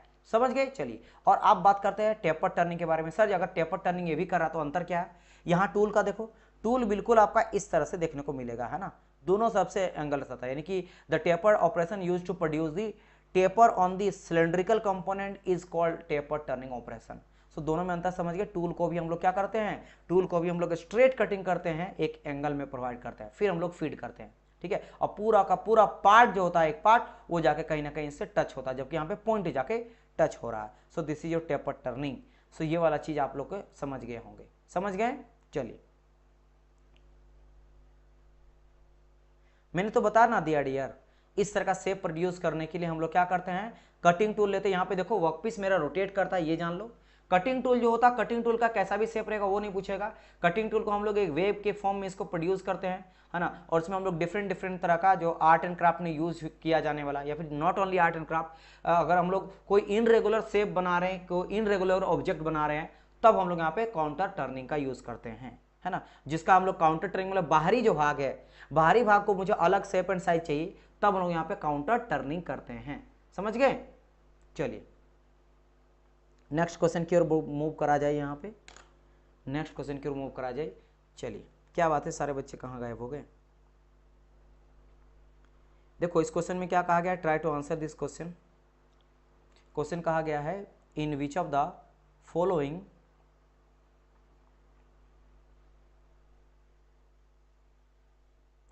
in which of the following operation is a single point cutting tool head fit linearly to the end of the workpiece. अच्छा ये क्वेश्चन तो हम लोग लगा चुके हैं ना, बोरिंग में आपको बता चुका हूँ, है ना, आई थिंक ये रिपीटेड क्वेश्चन है।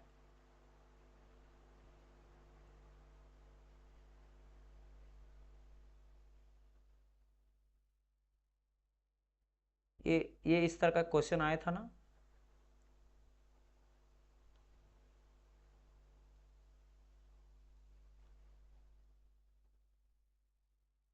हाँ ये रहा, यही तो सेम क्वेश्चन है ना डियर, यही तो सेम क्वेश्चन है ना। देखो टेपर टर्निंग है ना, पार्टिंग, फेसिंग और बोरिंग, सेम कहानी में each of the following operation single point cutting tool feed linearly to the end of the work piece. देखो सेम क्वेश्चन है, सेम क्वेश्चन है, तो ये हम लोग लगा चुके हैं। देखो है ना, एक सेकंड, ये क्वेश्चन नहीं है, ये रहा single point cutting field linearly to the end of the work, इसमें आपको समझा चुका हूँ पूरा का पूरा, है ना। सो क्या हो जाएगा यहाँ पे, boring is the correct answer. मैं तो बता दिया ना डियर, इसके बारे में तो पूरा बता दिया हूँ। देखो ये रहा बोरिंग, बोरिंग आपको पता है इनलार्ज करते हैं, तो बोरिंग में क्या होता है, प्रोसेस होता है इनलार्जिंग द हॉल, जो कि ऑलरेडी हम लोग डील किया रहता है सिंगल पॉइंट कटिंग टूल से। In boring operation single point cutting tool is feed linearly, है ना, बिल्कुल लीनियर जा रहा है मेरा वर्कपीस के, एकदम क्या जा रहा है, वर्कपीस के बिल्कुल लीनियरली मेरा जा रहा है, लीनियर जा रहा है, लीनियरली हम लोग प्रोवाइड करते हैं, है ना। Single point cutting boring operation in the boring cutter, boring operation can be excluded on the various machine tool including the lathe, turning center, milling machine कर सकते हैं। टर्निंग के बाद का, टर्निंग का ऑपरेशन मेरा, turning is the most common lathe machine operation in which tool remove material from the outside diameter of the rotating workpiece is done with the help of single point. ये भी single point cutting tool से करते हैं, ये भी हम लोग linearly यहाँ पे प्रोवाइड करते हैं। एंड बात यहाँ पे करा जाए, बोरिंग के मैंने आपको बता ही दिया था, है ना, ठीक है। चलिए, तो बोरिंग में आपको लीनियरली देख रहे हो, यहाँ पे लीनियरली हम लोग करते हैं। चलिए, यहाँ पे हम लोग लीनियरली नहीं करते हैं, ठीक है, लीनियरली यहाँ नहीं करते हैं, इस तरह से करते हैं। फेसिंग होगा ना सर, इसका फेसिंग कहाँ से हो जाएगा डियर, फेसिंग इसका नहीं होगा, फेसिंग नहीं होगा। ये मैं, आप ये क्वेश्चन नहीं ध्यान दिए क्या सुमित, इससे पहले मैं समझाया तो था ना डियर।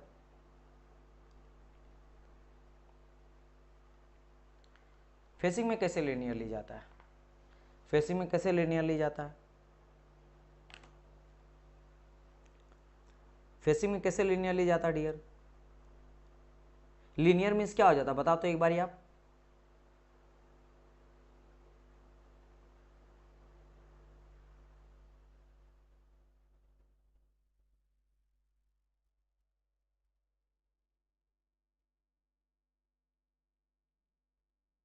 बिल्कुल स्ट्रेट, है ना। तो आपने नहीं, मैंने यहाँ पे बताया था ना कि फेसिंग जब करते हैं तो फेसिंग में भी क्या हो जाता है, आपका टूल थोड़ा सा एंगल में प्रोवाइड करते हैं, ठीक है। टेपर टर्निंग में भी करते हैं, पार्टिंग ऑफ में भी करते हैं। आई मीन एक सेकंड, क्वेश्चन कहाँ चल गया, हाँ, इन तीनों में करते हैं, बोरिंग में छोड़ के।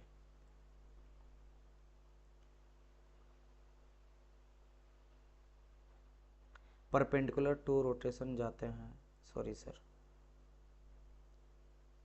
ठीक है। समझ गए ना, समझ गए ना डियर, समझना जरूरी है, समझ में आ गया। सो आगे बढ़ जाते हैं, नेक्स्ट क्वेश्चन डिस्कस कर चुके हैं, मैं बताया था अच्छी तरह से।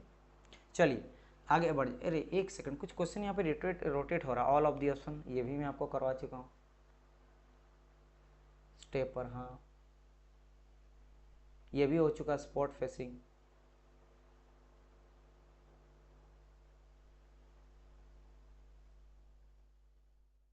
चलिए हाँ, ये न्यू क्वेश्चन है, वो हो सकता है क्लियर, क्लियर से बोरिंग होगा, यस यस डियर। चलिए देन आगे बढ़ते हैं। 158 dash is process of making flat surface on lathe. Flat surface में अगर मुझे सॉरी लैथ मशीन में जो फ्लैट सरफेस चाहिए, सो कौन सा ऑपरेशन करेंगे हम लोग, फेसिंग, ड्रिलिंग, रिमिंग या बोरिंग। क्या करेंगे अगर मुझे फ्लैट सरफेस चाहिए, अगर मुझे फ्लैट सरफेस चाहिए तो हम लोग क्या करेंगे, ये क्वेश्चन आपसे यहाँ पे पूछा गया है। चलिए try to answer this question, what will be the correct answer for this particular question. Try करिए, ट्राई करिए सारे स्टूडेंट्स।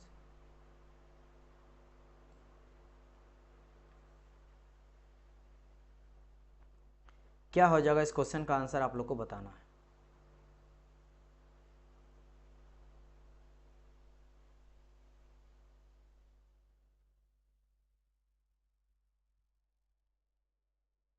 बहुत ही सिंपल सा आंसर है, आराम से आप लोग दे सकते हो। फेसिंग बोल रहे हैं, गोपाल कुमार बोल रहे फेसिंग, चलो very good. The correct answer यहाँ पे बिल्कुल आपका करेक्ट है ना। करेक्ट आंसर यहाँ पे हो जाएगा मेरा फेसिंग। 158 का क्या हो जाएगा, facing is the correct answer. Facing हम लोग करते हैं इस तरह से, ठीक है। और फेसिंग यहाँ पे देखो दोनों एनिमेशन में फेसिंग किया जा रहा है, और फेसिंग से क्या करते हैं हम लोग, फ्लैट सरफेस लेथ मशीन की हेल्प से बनाते हैं। यहाँ पे सिंगल पॉइंट कटिंग टूल जो है का यूज़ किया गया है, और यहाँ पे जो आपका जो है ना, जो के चक के थ्रू, है ना, 3 जो चौक रहे या 4 जो चक रहे उसके थ्रू से इसको वर्कपीस को पकड़ा गया है और फिर यहाँ पे फेसिंग किया जा रहा है फ्लैट सरफेस प्रोड्यूस करने के लिए। इसके अलावा यहाँ पे देख सकते हो आपका रिमिंग वगैरह, रिमिंग तो आपको पता है हॉल को बड़ा करने के लिए यूज़ करते हैं, है ना, हॉल को बड़ा करने यूज़ करते हैं। फिर यहाँ पे बात करें काउंटर बोरिंग का, है ना, काउंटर बोरिंग है, काउंटर सिंकिंग है, देख सकते हो यहाँ पे काउंटर बोरिंग, काउंटर सिंकिंग से यहाँ हॉल को हम लोग बड़ा करते हैं। अच्छा, कोई मेरे को बताएगा काउंटर बोरिंग और काउंटर सिंकिंग में क्या अंतर होता है? जैसे यहाँ पे है ना काउंटर सिंकिंग है ना, एक सेकंड, यहाँ पे रिमिंग है, ड्रिलिंग है, बोरिंग है, फेसिंग हो गया, ये जो है ये कहीं और का आंसर मुझे लग रहा है एनिमेशन का यूज़ करेंगे। चलो कोई बात नहीं, यहाँ मेरे को बता दो कि क्या होता है डिफरेंस जब यहाँ पे है। सो इस चीज़ को हम लोग डिटेल में ही डिस्कस कर लेते हैं, डिटेल में ही डिस्कस कर लेते हैं, है ना। ड्रिलिंग ये तो समझ गए, बोरिंग हम लोग क्या करते हैं, इनलार्ज करते हैं, रिमिंग में क्या करते हैं, उसको फिनिशिंग देते हैं, और ड्रिलिंग में हॉल क्रिएट करते हैं। अच्छा, बोरिंग और रिमिंग में आप लोग को पता है ना अंतर, एक बार तो आप लोग बता दो, है ना। जब यहाँ पे बोरिंग और रिमिंग एक जैसा लगता है तो what is the difference between rhyming and boring? बताओ तो थोड़ा सा आप लोग, एनीवन बताइए, जल्दी से बताइए।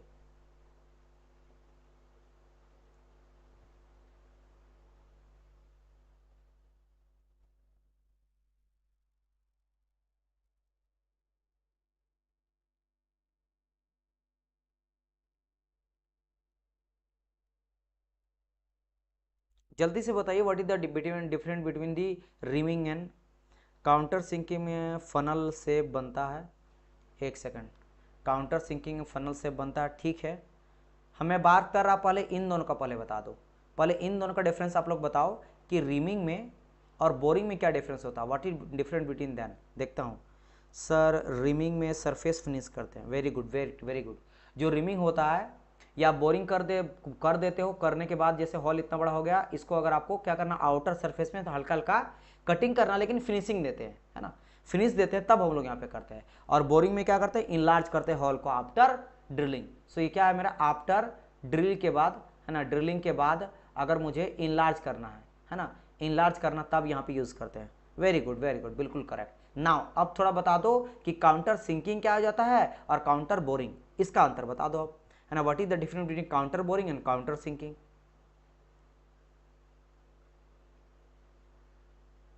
पहले बताओ काउंटर सिंकिंग क्या हो जाता है। चलो आंसर तो इसका बोल ही दिए कि कोनिकल शेप मुझे मिलता है, क्या मिलता है मुझे, कोनिकल, है ना, कोनिकल हॉल मुझे मिलता है, कोनिकल हॉल आपको देखने को मिलता है ना। और ये कहाँ किया जाता है, प्री ड्रिल, पहले से जो ड्रिल मेरा हुआ रहता है उसी में हम लोग करते हैं, समझ गए, जिसमें हम लोग क्या लगता है, कोई भी स्क्रू थ्रेड, बोल्ट, रिवीट वगैरह लगा के उसको हम लोग टाइट कर सकते हैं, है ना। उसी के लिए हम लोग काउंटर सिंकिंग करते हैं, ताकि बाद में हम लोग ड्रिलिंग वगैरह, स्क्रू वगैरह लगा सकें। और काउंटर अगर बोरिंग का बात करा जाए तो क्या मेरा काउंटर बोरिंग जो है वो अंतर होता है आपके बोरिंग से, ना सेम होता है ना, बताइए इसका आंसर बता दीजिए।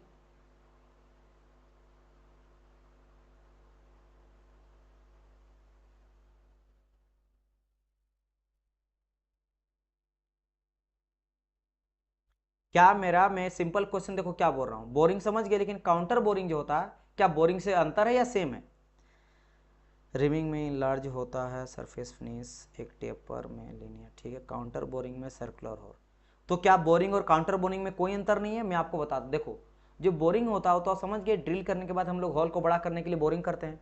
काउंटर बोरिंग भी सिमिलरली बोरिंग जैसा ही होता है, लेकिन ये थोड़ा सा ज़्यादा लार्जर मेरा एरिया को कवर करता है, समझ गए। थोड़ा ज़्यादा अगर हॉल आपको चाहिए, जैसे बोल्ट डालने के लिए, स्टड डालने के लिए, अलग अलग तरह का आपका हेड डालने के लिए, है ना, बोल्ट का हेड या नट डालने के लिए या पिन डालने के लिए, तब हम लोग यहाँ पे क्या करते हैं, काउंटर बोरिंग करते हैं, है ना,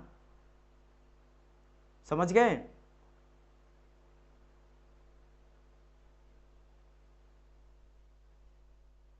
क्लियर माई पॉइंट और नॉट, कोई दिक्कत नहीं है ना, है ना। तो याद रखना काउंटर बोरिंग जो होता है वो जो कुछ थोड़ा मेरा ज़्यादा बड़ा हॉल को क्रिएट करता है, अलग हो, ठीक है, थोड़ा बड़ा क्रिएट वो हॉल करता है, बस यही ध्यान रखना। काउंटर बोरिंग में सर्कुलर हॉल थोड़ा बड़ा करता है, समझ गए, ठीक है। सो क्या करता, थोड़ा लार्जर सर्कुलर हॉल प्रोड्यूस करता है देन बोरिंग। क्लियर, बढ़िया। चलो ये चीज आप लोग का यहाँ पे आपका क्लियर हो गया है। नाउ आगे बढ़ते हैं 159 की ओर। The largest diameter of the work that can be carried between the centre of the lathe is known as. बहुत इंपॉर्टेंट क्वेश्चन है, ये भी बहुत इंपॉर्टेंट क्वेश्चन है। क्या कहा जाता है ना, क्या इसको कहा जाता है? Anyone want to answer this question? What will be the correct answer for this particular question? Try करिएगा इसका आंसर देने का, ट्राई करिएगा कि इसका आंसर क्या आ जाएगा। देखो बच्चे लाइव यहाँ पे रह नहीं रहे हैं, क्या बात है डियर? यहाँ पे केवल मुझे लग रहा है यहाँ पे देखो सुमित, विकास, 2 ही बच्चे लाइव हैं, है ना, बाकी सब आ रहे जा रहे हैं। हर्ष भी पता नहीं कहाँ चल गए, जबकि वो रेगुलर रहते हैं। गोपाल भी हैं, लेकिन आप लोग लाइव बने रहो, ठीक है, लाइव बने रहो, ठीक है। चलिए, सो आंसर बिल्कुल इसको क्या कहा जाता है मेरा? स्विंग कहा जाता है।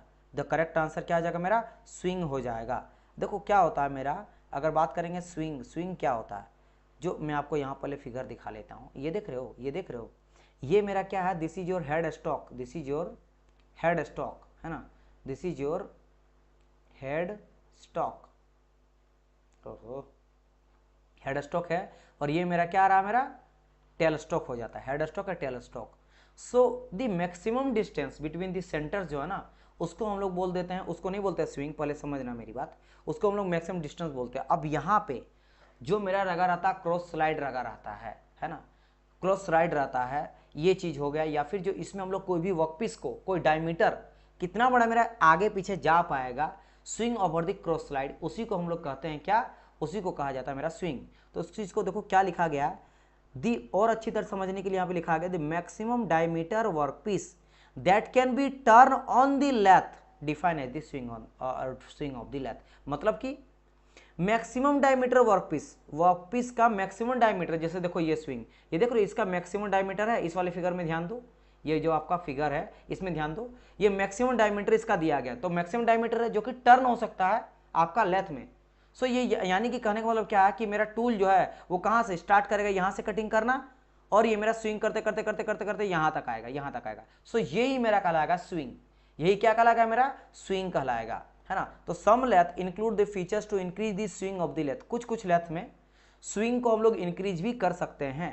As usually remove the segment of the lathe bed known as cap, gap can taken out. हम लोग क्या कर सकते हैं? गैप होता है बेड में, बेड में देखो मेरा बात समझना। अभी देखो स्विंग कहां से कहां तक है? यहां से लेकर यहां तक है, इतना बड़ा मेरा स्विंग नजर आ रहा है। अब देखो इस स्विंग को कैसे हम लोग बढ़ा देते हैं। अभी फिलहाल कहां तक है? यहां तक था, देखो यहां तक था, यहां तक था, ठीक है, बेड के यहां तक। अब देखो यहां तक था ना, अब बढ़ के यहां तक आ गया, यानी अब स्विंग मेरा बढ़ चुका है। दोनों में ध्यान दो ना, दोनों अगर ध्यान दोगे तो ये मेरा देखो यहां तक है, यहां से लेकर यहां तक है, लेकिन यहां देखो ये कितना बड़ा बढ़ चुका है। ऐसा क्यों बढ़ा है? ये इस जगह पे अगर आप ध्यान दोगे तो आपको समझ आएगा कि इस वाले पार्ट को हटा दिया गया, देखो यहाँ वाला पार्ट को यहाँ पे हटा दिया गया है। सो वही कहा गया है यूजुअली क्या करा गया? यूजुअली हम लोग क्या कहते हैं? रिमूव करते हैं एक सेगमेंट को बेड का, जिसको हम लोग कहते हैं गैप, है ना। उस गैप को अगर हम लोग हटा देंगे तो उससे क्या हो जाता है? मेरा वर्कपीस बड़ा हो जाएगा, जिसकी वजह से लेथ का साइज भी बड़ा हो जाता है, और उसका जो स्विंग है वो भी मेरा इंक्रीज हो जाता है। समझ गए? ठीक है, समझ गए। वो वाली बात याद रखना जहां से मेरा क्रॉस स्लाइड भी ज्यादा आगे पीछे रोटेट कर सकता है। सो दैट्स वाई ये सभी चीजें। बाकी यहाँ पे देख सकते हो थोड़ा सा लेथ का मशीन है, इसमें सारे पार्ट्स तो आप लोगों को पता ही होगा, एक बार ही देख लो। जैसे this is your head stock, इस वाले पूरा पार्ट को हम लोग कहते हैं हेड स्टॉक, इस वाले पार्ट को हम लोग कहते हैं टेल स्टॉक। हेड स्टॉक का टेल स्टॉक क्लियर हो गया। अब बात करते हैं जैसे बेड का, तो बेड कौन सा हो गया sir? This is your lathe bed. ये वाला जो पार्ट हो जाता है, इस वाले पार्ट को हम लोग कहते हैं लेथ बेड, है ना। इसको क्या कहते हैं? लेथ का बेड कहते हैं। अगर लेग कहा जाए तो इस वाले ये जो पोर्शन आपका रहता है इसको लेग कहा जाता है, इसको हम लोग लेग कह सकते हैं। और अगर बात करा जाए इसमें और इंपॉर्टेंट, जैसे ये हो गया आपका गियर्स है ना, गियर्स आपका है, गियर्स आपका है, ये आपका मोटर का लीवर हो जाता है, मोटर चलाने का लीवर हो जाता है, ठीक है। यहाँ पे गियर का लीवर है, ये सारा का सारा 4 आपका लीवर है, ये मोटर का लीवर है, ये सारे के सारे लीवर है ना, मोटर का लीवर और गियर का लीवर हो गया। यहाँ देख सकते हो चक, जो वर्कपीस, ये वाला पार्ट जो चक है, ये वाला पार्ट जो एरो दिखाया गया, ये चक है ना, चक है। चक क्या करता? किसी भी वर्कपीस को मेरा पकड़ता, होल्ड करने का काम आता है मेरा चक का, है ना। चक होता है ये 3J चक, 4J चक होता है, इसके अंदर जो लगा हुआ वर्कपीस है वो मेरा कहलाता है वर्कपीस। और वर्कपीस है, वर्कपीस के बाद अगर बात करा जाए सो यहाँ पे ये वाला जो है this is your tool post, जहाँ पे आपका क्या टूल रखा हुआ है, सिंगल पॉइंट कटिंग टूल। छोटा सा अगर मैं बात करूँ यहाँ पे टूल दिखाने का ट्राई करूँ, सो ट्राई करना, देखता हूँ ये वाला टूल है, देख रहे हो ये मेरा क्या टूल है, दिस इज योर टूल। तो ये मेरा टूल है। अगर मैं लेजर से आपको दिखा दूँ, लेजर से दिखा दो तो बेहतर से समझ आएगा। ये देख रहे हो ये मेरा टूल है, तो दिस इज योर टूल। तो ये वाला पूरा पार्ट को हम लोग बोलते हैं टूल पोस्ट। यहाँ ऊपर से कूलेंट दिया जा रहा है ना। टूल पोस्ट के जस्ट नीचे होता है मेरा टॉप स्लाइड हो जाता है, ये मेरा ये लॉन्ग वाला देख रहे हो टॉप स्लाइड।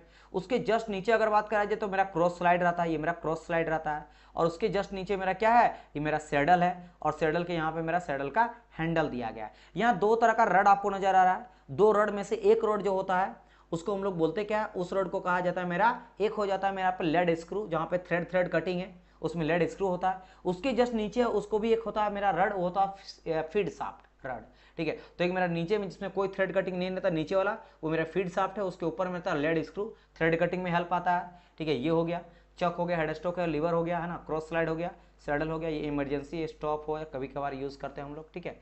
ये वाली सारी चीज़ें आप लोग को पता होना चाहिए। सो ये सब आपको ध्यान देना पड़ेगा आपको, ठीक है, चीज़ों को। सो यहाँ पे जो आंसर कहा गया था वही लार्जेस्ट डायमीटर ऑफ वर्क, वही बात है, जितना बड़ा मोटा डायमीटर है ना, जो मेरा क्या कर सकता है, कैरी कर सकता है बिटवीन द सेंटर, उसी को हम लोग क्या कहते हैं, स्विंग कर सकते हैं। क्योंकि बड़ा से बड़ा रख दोगे और पता चलेगा उसमें हम लोग कटिंग ही ना कर पाए तो वो तो फिर बेकार हो गया। चलिए नेक्स्ट क्वेश्चन क्या आ गया, 60 का 100 एंड हाफ नट का फंक्शन। हाफ नट को थ्रेड कटिंग में यूज करते हैं dear student during the lathe में जब हम लोग यहाँ पे यूज करते हैं। ये जो आपका देख रहे हो ये थ्रेड कटिंग वाला लेड स्क्रू, ये जो लेड स्क्रू आपका है ना, ये जो लेड स्क्रू ये वाला जो ऊपर वाला आपका रड है जहाँ पे थ्रेड जैसा कटिंग है, हैचिंग दिया गया है, इस वाला पोर्शन की बात कर रहा हूँ। ये जो है ना ये आपका क्या है, this is your lead screw. तो लेड स्क्रू में हाफ नट का यूज करके हम लोग क्या करते हैं, थ्रेड कटिंग करते हैं, है ना, समझ गए, यस। तो थ्रेड कटिंग का फंक्शन हो जाता है। क्लियर, समझ गए। और कुछ पूछना है, और कुछ पूछना है। थ्रेड को कट करने के लिए यूज में लाया जाता है, और हम लोग इसको इंगेज और डिसएंगेज करते हैं, है ना, किसके साथ, लेड स्क्रू के साथ ही इंगेज और डिसएंगेज करते हैं, इसलिए आपका ये बहुत इंपॉर्टेंट होता है, ताकि वो उसके साथ क्या कर सके, मेरा थ्रेड कटिंग करते करते कंटिन्यूसली मेरा चलते रहे, ठीक है। और हाँ, अगर पूछा जाता कि जो मेरा लेड स्क्रू होता है, लेड स्क्रू में मेरा जो थ्रेड रहता है उस थ्रेड कैसा टाइप रहता है ना, तो थ्रेड टाइप रहेगा, याद रखना, मैं कई बार बोलूँ ACME रहता है, इसे याद रखना, है ना, समझ गए। वो पूछा जाता कई बार आपको। और एक तरह का पावर स्क्रू होता है लेड स्क्रू, एक तरह का क्या था, पावर स्क्रू रहता है। वैसे तो उसमें बटरेस रहता है, स्क्वायर रहता है, ट्रेपेजोइडल भी रहता है ना, लेकिन ACME टाइप का रहता है। क्लियर, याद रखना, है ना, ACME ये सबसे ज़्यादा पूछा जाता है, लेकिन स्क्वायर भी रहता है, बटरेस भी रहता है, ये सब भी पाया जाता है। Any other question. हाँ, ऑटोमेटिक फिट जाता है, यस यस यस यस।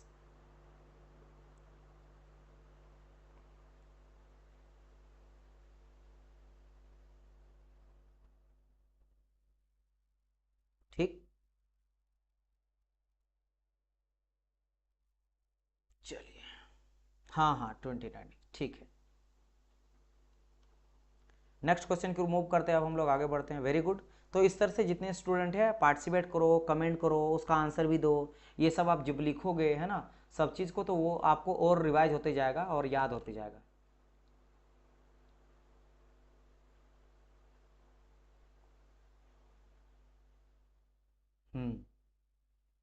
चलिए अब बढ़ते हैं इस क्वेश्चन की ओर। सुमित चलिए इस क्वेश्चन का आंसर करिएगा, ट्राई करिए, इसके बारे में बताइए क्या हो जाएगा इसका आंसर।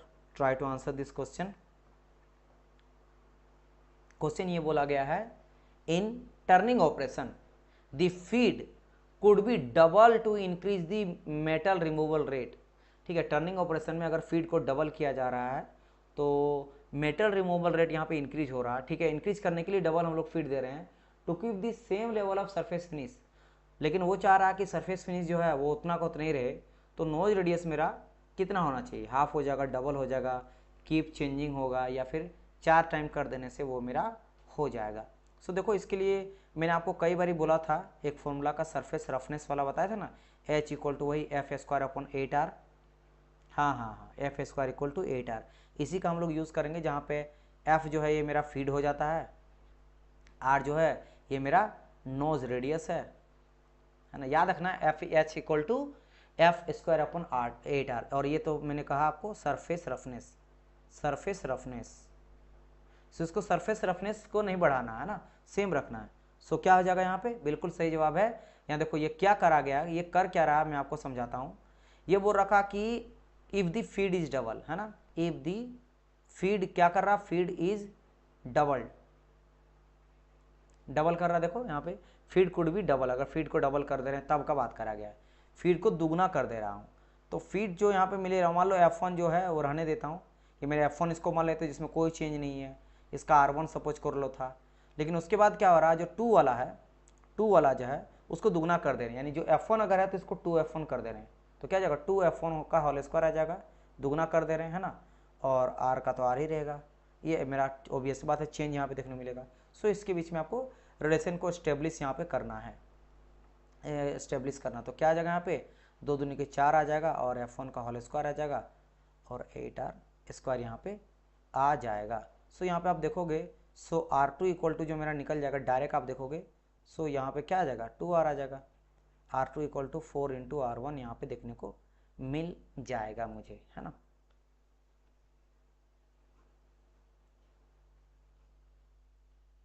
R1 तो नहीं कटेगा, 8 आपका जरूर कट जाएगा, 8 कट गया, 8 कट गया। तो बस यहाँ पे देखो ये 4 है, 4 आपका R ऊपर चल जाएगा, तो R इक्वल टू ये R जो है ये आपका ऊपर आ जाएगा, सो हो जाएगा 4 into R1। So this is the relation, यानी R2 जो होगा, है ना, जो नोज रेडियस होगा उसको हम लोग 4 टाइम कर देंगे तो मेरा काम बन जाएगा। सरफेस फिनिश मेरा उतना का उतना ही रहेगा, सरफेस फिनिश खराब नहीं होगा, सरफेस रफ ज़्यादा नहीं होगा। तो बस सिंपल सा फंडा था। सो हम लोग यहाँ पे क्या क्या फर्स्ट वाला ले लिए केस नंबर फर्स्ट, और ये हम लोग केस नंबर सेकंड ले लिए, केस नंबर ये हम लोग क्या कर लिए, केस नंबर सेकंड ले लिए, और यहाँ से आप लोग आराम से बन गया रिलेशनशिप, बिल्कुल ईजिली था। चलिए, ड्यूरिंग दी मशीनिंग ऑपरेशन, जब हम लोग मशीनिंग करते हैं, जो मेरा चिप निकलता है, चिप एक्सपीरियंस स्ट्रेस का, चिप जो होता है, चिप मेटल का जो चिप होता है वो मेरा फील करता है, स्ट्रेस फील करता है, या फिर मेरा चिप एक्सपीरियंस करता है स्ट्रेन का, या value of the stress and strain always calculated for the condition at a normal plane, या chip experience stress and strain both. चलिए इसका आंसर बताइएगा क्या हो जाएगा मशीनिंग के टाइम पे। ठीक है, ये होता है ना, मान लो आपका इस तरह से है, एंड इसको मैं तो आपको ऐसे ही बता ही सकता हूँ। सो this is the tool and this is the chip, ये मेरा चीफ है, ठीक है, ये मेरा क्या है, चीफ है, आपका चीफ है, दिस इज योर टूल, और this is your work piece, work piece, ये मेरा क्या हो जाएगा, वर्क पीस हो जाएगा। और यहाँ पे आपको कई बार बोला था कि अगर आपको यहाँ बना जैसे डिफॉर्मेशन जोन का, सो आपको डिफॉर्मेशन जोन नहीं डियर, आंसर आपका ए नहीं होगा, थोड़ा आप सोचो, है ना। यहाँ पे जैसे मैंने कहा था प्राइमरी डिफॉर्मेशन जोन कहाँ बनता है, तो प्राइमरी डिफॉर्मेशन जोन आपका इस जगह पे बनता है। एक सेकंड, मुझे कुछ फिगर आपका थोड़ा यहाँ उल्टा है, सो मुझे ऐसे बनाना है, ये सही रहेगा। सो प्राइमरी डिफॉर्मेशन जोन आपका बनेगा कहीं यहाँ पे, शेयर की वजह से, जिसको हम लोग शेयर कहते हैं, शेयर जोन, है ना। तो this is your primary deformation zone, primary deformation, इससे पहले लेक्चर में मैंने आपको बताया हूँ प्राइमरी डिफॉर्मेशन जोन यहाँ पे बन जाता है। अगर बात कर लेते हैं हम लोग सर यहाँ पे सेकेंडरी डिफॉर्मेशन जोन, तो ये वाला पार्ट में चिप और टूल के बीच में क्या बन जाता है आपका, secondary deformation zone, secondary deformation zone बन जाता है, जोन बन जाता है ना। और अगर टर्सरी का बात करेंगे तो टर्सरी आपको देखने को मिलता है कहीं, कहाँ पे देखने को मिलता है, इस जगह पे, है ना, टूल और वर्कपीस के बीच में, यहाँ पे। सो this is your tertiary, tertiary deformation, deformation zone, ठीक है। ये सब आप लोग को ध्यान में रखना है। अच्छा, इसको और एक दूसरा नाम से भी जानते हैं, वो भी मैं बता देता हूँ। इसको प्लास्टिक जो प्राइमरी डिफॉर्मेशन जोन होता है इसको बोलते हैं हम लोग इलास्टोप्लास्टिक, इलास्टोप्लास्टिक डिफॉर्मेशन, है ना। इलास्टिक प्लास्टिक डिफॉर्मेशन भी कहते हैं, डिफॉर्मेशन भी कहा जाता है ना। और यहीं पे आपका क्या होता है, हीट जनरेशन बहुत होता है, हीट जनरेशन, या फिर ये बोल सकते हैं इलास्टोप्लास्टिक हीट जनरेशन देखने को मुझे मिलता है। इन हीट जनरेशन की वजह से आपको यहाँ पे प्राइमरी डिफॉर्मेशन जोन मेनली बनता है। और सेकेंडरी डिफॉर्मेशन जोन को हम लोग इलास्टोप्लास्टिक नहीं कहते, ओनली प्लास्टिक कहते हैं। क्या कहते हैं हम लोग इसको कहते हैं प्लास्टिक डिफॉर्मेशन, प्लास्टिक डिफॉर्मेशन इसको कहा जाता है, प्लास्टिक डिफॉर्मेशन कहा जाता है। और इसका नाम क्या है, इसको कहते हैं स्टिकिंग, यहाँ पे चिपकता है, स्टिकिंग स्लाइडिंग कह सकते हैं, स्टिकिंग स्लाइडिंग, फ्रिक्शन यहाँ पे देखने को मिलता है ना। और आपका हीट जनरेशन तो होता ही होता है, हीट जनरेशन। और यहाँ पे केवल इसको कहा जाता है इलास्टिक, केवल इलास्टिक कहा जाता है, इलास्टिक डिफॉर्मेशन, डिफॉर्मेशन, ठीक है। यहाँ पे आपका फ्रिक्शन और आपका हीट जनरेशन हो जाता है, हीट जनरेशन हो जाता है। सो क्या क्या चीज़ें समझ आया हमको सर? अगर मैं बात करता हूँ प्राइमरी डिफॉर्मेशन जोन का, तो प्राइमरी डिफॉर्मेशन जोन जो होता है उसको शेयर जोन भी कहा जाता है, जो आपको देखने को मिलता है चीप शेयरिंग के वजह से देखने को मिलता है, चीप और आपका अनफ्रिंज्ड, जो आपका अनफ्रिंज्ड वर्कपीस है उसके बीच में, इसको हम लोग इलास्टोप्लास्टिक कहते हैं। और हीट रिजल्शन यहाँ पे देखने को मिलता है ना। फिर सेकेंडरी डिफॉर्मेशन जोन जो होता है ये किसके बीच होता है, चीप और टूल के बीच में हो जाता है ना। और यहाँ पे इसको कहा जाता है ओनली प्लास्टिक डिफॉर्मेशन जोन, है ना, जिसमें मुझे स्टिकिंग भी रहता है, स्लाइडिंग फ्रिक्शन देखने को मिलता है यहाँ पे मुझे, स्लाइडिंग फ्रिक्शन और हीट जनरेशन ये भी दोनों होता है। फिर टर्सरी का बात करते हैं, टर्सरी डिफॉर्मेशन जोन, ये मेरा टूल और वर्कपीस, फिनिश्ड वर्कपीस के बीच में देखने को मिलता है, इसको हम लोग केवल इलास्टिक डिफॉर्मेशन कहते हैं। और यहाँ पे मुझे फ्रिक्शन और हीट रिजेक्शन दोनों देखने को मिलता है। प्राइमरी जोन में स्ट्रेस, सेकेंडरी जोन में स्ट्रेस। अगर यहाँ पे बात करा जाए तो यहाँ पे याद रखना चीप जो होता है, चीप, ये चीप मेरा एक्सपीरियंस करता है स्ट्रेस भी और स्ट्रेन भी, दोनों चीज कहीं ना कहीं मेरा फेस करता है।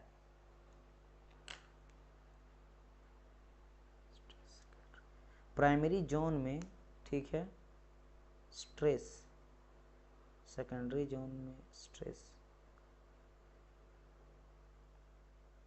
क्या बोले सुमित, समझ नहीं आ रहा है डियर, क्वेश्चन को थोड़ा रिफाइन करो, क्या बोलना चाह रहे हो? प्राइमरी जोन में स्ट्रेस, सेकेंडरी जोन में स्ट्रेस नहीं। देखो आप टूल का यहाँ पे बात करेगा चिप के बारे में, तो चिप से देखो, चिप से जो जोन मुझे देखने को मिलता है वो आपको दिख रहा है कहाँ पे, एक तो टूल वर्कपीस के बीच में यहाँ पे शेयरिंग हो रहा है, शेयरिंग की वजह से यहाँ देखने को मिल रहा है, तो यहाँ पे स्ट्रेस देखने को मिलता है और स्ट्रेन भी देखने को मिलता है यहाँ पे, ठीक है। तो आप देखो चिप और अनफ्रिंज्ड वर्कपीस के बीच में एक मेरा आ रहा है और चिप और टूल के बीच में आ रहा है, तो यानी बोल सकते हो कि इसमें जो स्ट्रेस आ रहा है, स्ट्रेस स्ट्रेन आ रहा है, ये दो कहीं प्राइमरी और सेकेंडरी मेरा यहाँ पे हेल्प करता है उसको स्ट्रेस लाने में, ठीक है, या उसके वजह से आपको स्ट्रेस देखने को मिलता है। चलिए आगे बढ़ जाते हैं नेक्स्ट क्वेश्चन की ओर। The operation of bevelling the extreme end of the workpiece is called, extreme end पे जैसे मान लेते कोई वर्कपीस ऐसा है और बिल्कुल किनारे किनारे हम लोग ऐसे कर रहे हैं, इस तरह से वेवल कर दे रहे हैं, वेवल कर दे रहे हैं, वेवल कर दिया, मुझ कुछ वर्कपीस मेरा ऐसा हो गया, ऐसा ऐसा कर दिए, तो इसको क्या कहा जाता है? इसको हम लोग क्या कहते हैं, इसको क्या हम लोग आपका इंसेंट्रिक टर्निंग कहते हैं, थ्रेड कटिंग कहते हैं, चैम्फरिंग कहते हैं, या फिर इसको लर्निंग कहते हैं, क्या इसको कहा जाता है? चलिए बताइए। इस पर्टिकुलर क्वेश्चन का आंसर जो है वो क्या हो जाएगा, आप सबको यहाँ पे बताना है। चलिए try to answer this question, what will the correct answer for this particular question.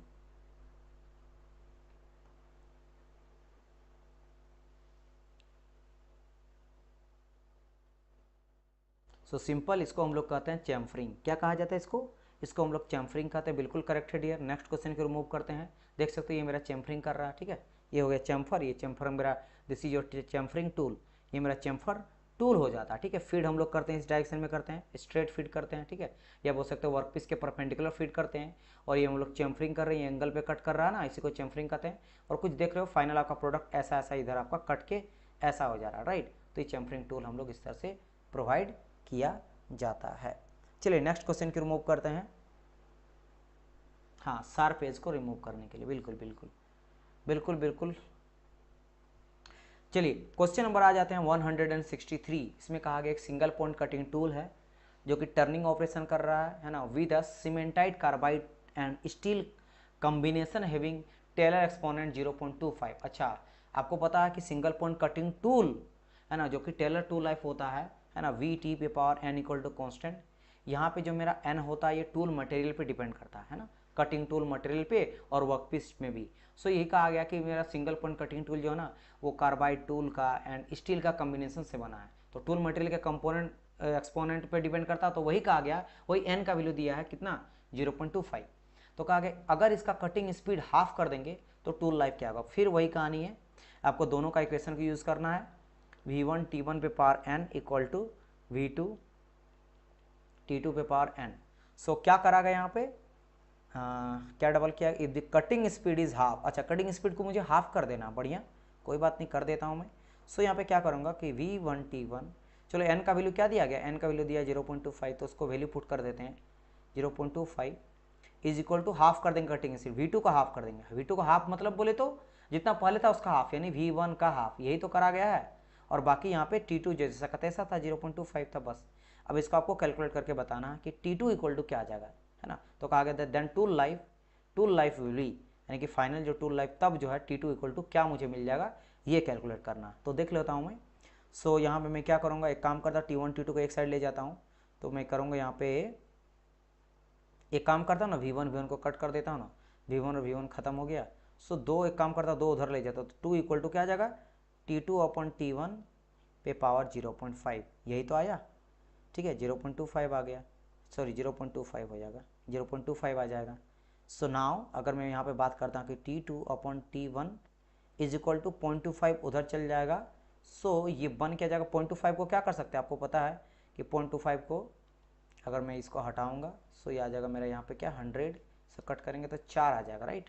तो ये कुल मिला के आप ऐसे भी कर सकते हो कि 1/4 भी बोल सकते हो इक्वल टू 2। तो हाफ अगर इधर चल जाएगा सो ये स्क्वायर में चढ़ जाएगा, यानी कि t2 upon t1 equal to क्या आ जाएगा, 2 पे पावर 4। 2 पे पावर 4 बोले तो 2 इंटू 2 इंटू 2 इंटू 2, 2 2 जा 4, 2 जा 8, 2 जा 16, तो क्या आ गया 16 टाइम। बिल्कुल करेक्ट है डियर आपका सुमित। सो आंसर क्या आ जाएगा मेरा 16 time is the correct answer, ठीक है। नेक्स्ट क्वेश्चन को रिमूव करते हैं। In a lathe operation centre drilling should be done at, जो मेरा सेंटर ड्रिलिंग होता है should be done at high RPM with the higher speed, higher RPM with the slower speed, या slower RPM with the higher feed, या slower RPM with the slower feed, बताइए। Nice session, चलिए thank you so much dear. So आप please बने रहो, जितने भी student हैं, है ना, मदाब हो गए, पंटू हो गए, प्लीज़ आप लोग बने रहो ना, और सेशन को लाइक करो। अगर आपको सेशन पसंद लग रहा है तो प्लीज़ आप सेशन लाइक करो। काफ़ी एक एक चीज़ को मैं यहाँ पे डिस्कस कर रहा हूँ, आप लोग का हर एक पॉइंट को डिस्कस कर रहा हूँ, ताकि क्वेश्चन का हर एक पहलू आप लोग को समझ में आए। जितना एक होता है उतना डिस्कस कर रहे हैं ना, ताकि उस क्वेश्चन से कोई घुमा के भी क्वेश्चन अगर पूछ दे तो आप लोग मिस ना करो, दैट्स वाई। चलिए वेरी गुड, यहाँ पे आप आंसर भी कर रहे हैं पंटू, वेरी गुड डियर। सो इसका आंसर क्या आ जाएगा, ए बोल रहे हो, डी बोल रहे हो, नहीं डियर। आपको याद रखना कि लेथ मशीन में जब हम लोग सेंटर ड्रिलिंग करते हैं सो वो मेरा ज़्यादा should be done at higher RPM. RPM को हम लोग हाई रखना है, लेकिन जो फीड देंगे वो ज़्यादा जल्दी फीड नहीं देंगे, समझ गए ना। फीड मतलब अंदर धंसाते जा रहे हैं, सो धीरे धीरे करते जाएंगे, डायरेक्ट अंदर नहीं कर देना, लेकिन स्पीड ज़्यादा रखोगे। स्पीड अगर आप नहीं करोगे तो फिर स्मूथ आपको नहीं, सरफेस खराब हो जाएगा, क्योंकि आपको पता है कि आरपीएम अगर कम कर देंगे तो जहाँ तक आप मतलब खराब कर देगा, मतलब समझ रहे हो। जैसे मैं आपको समझा रहा हूँ, इसका मतलब बहुत अच्छे से समझा रहा हूँ। खीरा होता कुकुम्बर, सो कुकुम्बर को अगर आप छीले हो सो छीलते कैसे, आप बहुत ही स्पीडली छीलते, सर्र से कर देते हो। अगर उसको तोड़ तोड़ के करते हो ना सो वो फिर ख़राब कर देता है। कभी आप देखना, कभी आप अगर छीलने वाले से अगर क्या करते हो, आप इसको अगर छीलते हो ना सो सर्र से पार करते हो। अगर आप इसे तोड़ तोड़ के करोगे ना तो जहाँ तहाँ इस तरह से उड़ जाएगा ना, ऐसे ऐसे ख़राब कर देगा। सो यानी करने का मतलब क्या है कि आपको स्पीड लेना है, लेकिन स्लोअर फीड मतलब कि अगर आप कुकुम्बर कर रहे हो, छील रहे हो, खीरा छील रहे हो, सो आप बिल्कुल नहीं चाहते हो कि वेस्ट मटेरियल हो। सो अगर आप बहुत डीपली कर दोगे अंदर घुसा के तो आधा ज़्यादा तो आपका पूरा का पूरा वो क्या रहता, पूरा सॉफ्ट ही रहता, तो आधा ज़्यादा फिर मम्मी मारेगी, है ना, तो घर में बोलेगा इतना वेस्ट क्यों कर रहे हो, पतला छिलका छीलना है, तुम तो बहुत ज़्यादा छील दिया। तो बोलेगा तुमको आता नहीं छिलना, है ना, बहुत किसी छिलना नहीं आता, पूरा आपका उसका जो ऊपर का लेयर है वो भी आपका एक थिकनेस का बाहर निकल जाता है। सो फीड आपको कम देना है, ठीक है। फीड अगर ज़्यादा फीड दोगे तो क्या होगा कि ड्रिलिंग सही से करेगा नहीं, खराब हो जाएगा वो चीज़, है ना। So that's why higher RPM but slower feed. समझ गए? चलिए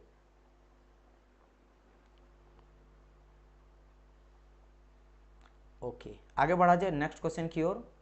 क्वेश्चन नंबर 165 की ओर बढ़ा जाए। इस क्वेश्चन का आंसर करिए। For producing both internal external screw thread method use is. अगर मुझे इंटरनल एक्सटर्नल दोनों तरफ से थ्रेड करना है, ठीक है, देखो ना थ्रेड कटिंग पता है ना, इस तरह का थ्रेड कटिंग किया जा रहा है, देखो this is the thread cutting. और यहाँ पे जो किया जा रहा है ये मेरा एक तरह का क्या है, इंटरनल है, इंटरनल थ्रेड कटिंग है, इंटरनल थ्रेड कटिंग है। तो इस तरह से एक्सटर्नल भी देखने को मिलता है, जैसे बोल्ट आप देखते होंगे, जो मेरा बोल्ट होता है ना, ये मेरा मान लेते हैं बोल्ट है, ठीक है, ये मेरा क्या है, मेरा बोल्ट है। सो अगर आप बोल्ट को देखे होंगे आप लोग, ऐसा बोल्ट रहता है, तो बोल्ट के ऊपर में आपका थ्रेड कटिंग रहता है, बोल्ट के ऊपर में क्या रहता है, मेरा थ्रेड कटिंग आपको देखने को मिलता है, बोल्ट के ऊपर में थ्रेड कटिंग देखने को मिलता है। तो ये क्या हो गया, मेरा एक्सटर्नल थ्रेड हो गया, एक्सटर्नल थ्रेड हो गया। सो यहाँ पे बात करा गया कि इंटरनल थ्रेड या एक्सटर्नल थ्रेड, ये सारे के सारे कटर्स हो गया जो कि थ्रेड कटिंग में हेल्प किया जाता है। सो वही कहा गया कि अगर आपको इंटरनल एक्सटर्नल थ्रेड दोनों करना है, सो किस मेथड का आप लोग यूज करोगे, है ना।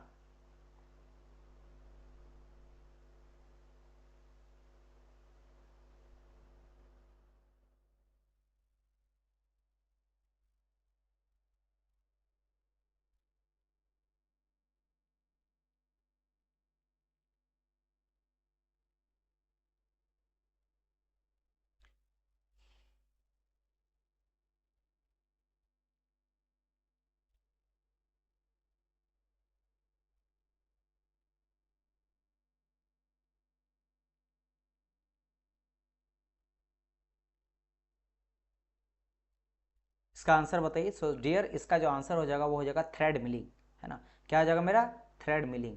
अब थ्रेड मिलिंग होता है क्या है, थ्रेड मिलिंग मेरा मशीनरी प्रोसेस होता है जो कि यूज किया जाता है ना, use for cutting screw thread. ये क्या होता है कि मेरा मशीनिंग प्रोसेस होता है, as it is a process use for cutting screw thread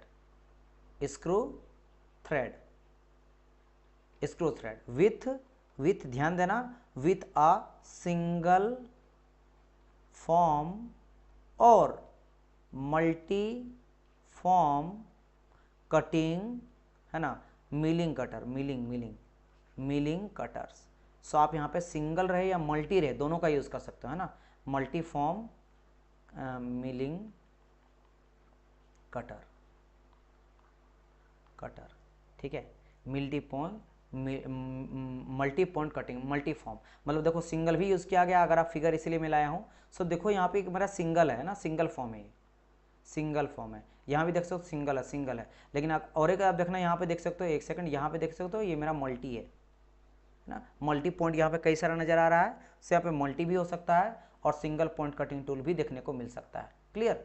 चलिए, मतलब है तो मिलिंग में तो मल्टी यूज ही करते हैं, क्योंकि अगर आप यहाँ भी बात करते हैं, ये भी आप देखोगे ये भी मल्टी है, ये भी मल्टी पॉइंट कटिंग टूल है, क्योंकि देखो 1 है, 2 है, 3 है, 4 है, 5 है, 6 है। सो 1 2 3 4 5 6, तो ये भी मेरा क्या मल्टी पॉइंट कटिंग टूल ही है, मल्टी पॉइंट कटिंग टूल ये भी। लेकिन बात कर रहे हैं सिंगल फॉर्म या डबल फॉर्म में, राइट। सो मैंने एक फॉर्म है ये, फिर और दूसरा फॉर्म, तीसरा, चार, मतलब लेयर बाय लेयर रहता है। सो वही बात करा गया, तो याद रखना यहाँ पे थ्रेड मिलिंग का यूज करते हैं। समझ गए? सो इस चीज का आप लोग को ध्यान में रखना है, ठीक है।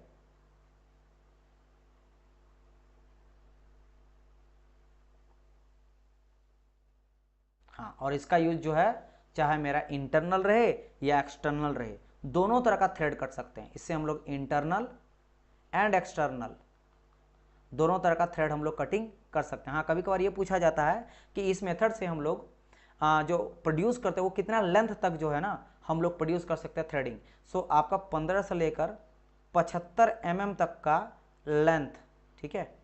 और पिच की बात करेंगे तो 3 से लेकर 6 mm तक का पिच, मतलब इतना लेंथ तक हम लोग थ्रेड कट कर सकते हैं और इतना पिच के साथ इसको यूज किया जा सकता है ना। समझ गए? बताइए ये चीज़ समझ आ गया कि नहीं आपको, ये मेरे को बताइए एक बारी।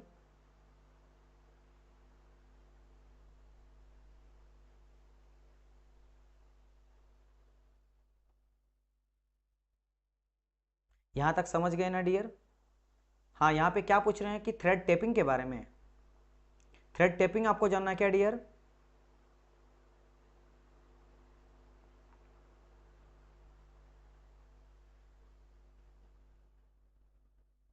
देखो क्या है, किसी हॉल के अंदर अगर आपको क्या करना है, थ्रेड कटिंग करना, तब हम लोग थ्रेड टेपिंग का यूज करते हैं। समझ गए?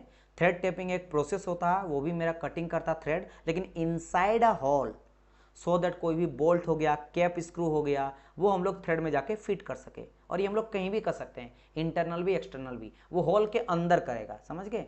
समझ गए मेरी बात कि नहीं? ये हम लोग क्या करते हैं, इनसाइड मतलब क्रिएट करता है, या फिर इस तरह कर सकते हो कि कटिंग थ्रेड इनसाइड हॉल। ठीक है, ताकि इसमें बोल्ट कैप वगैरह जाके लग सके। क्लियर माय पॉइंट और नॉट? तो ये वाला चीज हो गया।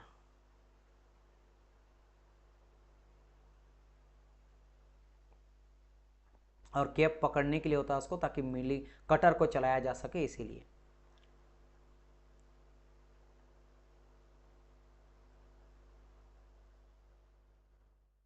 इंटरनल टेपिंग में सर थ्रेड चेजिंग, कहाँ थ्रेड चेजिंग का बात यहाँ पे कहा रहा गया है?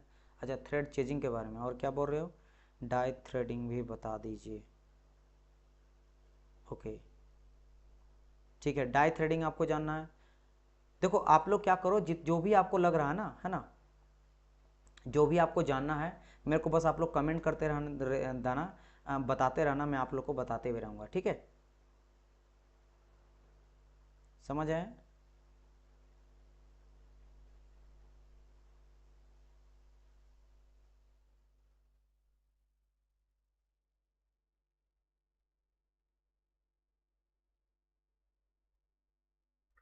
चलिए, सो डाई थ्रेडिंग में भी हम लोग क्या करते हैं, सेल्फ ओपनिंग डाई हैंड, इससे भी हम लोग इंटरनली बेसिकली इनसाइड जो हो गया ना, इनसाइड और आउटसाइड द हॉल, तो वहाँ पे हम लोग थ्रेडिंग के लिए यूज़ कर सकते हैं। ठीक है, चलिए इस चीज़ का ध्यान रखिएगा। हम्म,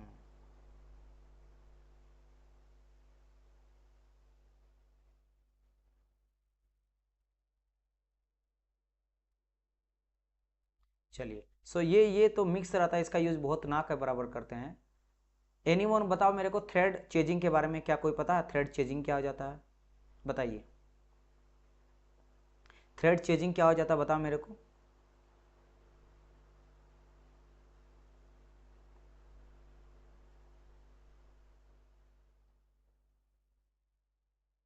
ऑब्वियसली बात है, ये भी हम लोग थ्रेड कटिंग के लिए यूज़ करते हैं, लेकिन कहाँ यूज़ करते हैं, बात ये आ जाता है ना।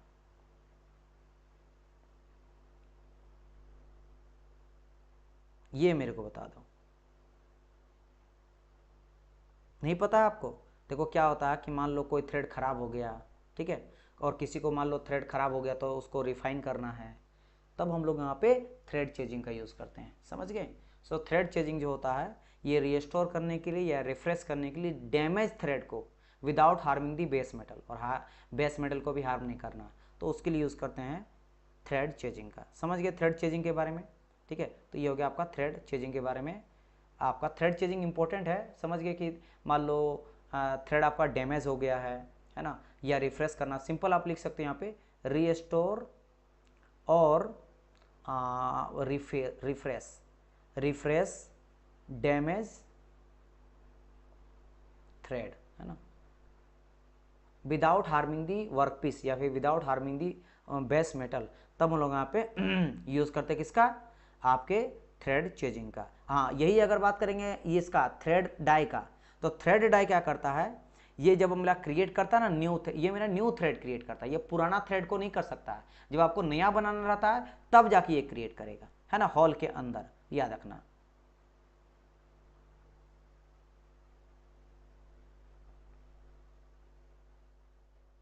ठीक है, ये बेसिकली रिपेयर का काम होता है, रिपेयर या क्लीन करने का काम जो होता है वो मेरा थ्रेड चेजिंग करता है ना। सर जी कहाँ से अप्लाई करूँ, अभी सब के बारे में बाद में डिस्कस करेंगे, फिलहाल अभी फोकस करो क्वेश्चन वगैरह में। क्या बोल रहे हैं, हॉर्निंग या लेपिंग, अच्छा ये सब एक ही बारे में सब आपको जानना है, एक ही जानना है क्या,